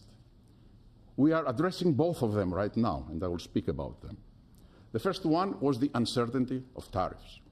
Because President is absolutely right. Tariffs is the most powerful tool to motivate behaviors, Mr. President, and clearly motivated ours, right? So by this agreement that we did, we commit to onshore the production of our medicines that are consumed in the US and are made outside the US. And for that, we are ready to unleash our investment portfolio in this country. And the President graciously gave us a 3-year grace period that we will not be subject to the 232 tariffs, as long as, of course, we move the products here. That's one. The second overhang in our industry was this uncertainty. What will happen with the framework of pricing in the country? Because this uncertainty, it was what was holding people from investing in the pharmaceutical industry, which resulted in significant reduction of our multiples. Actually, our multiples are at historical low. Well, now we have clarity about what is the framework for the US pricing. Read the letter of President Trump, read the 4 points, and this is the framework. And we will abide to that, and going forward, this is how things will be priced in the US and abroad.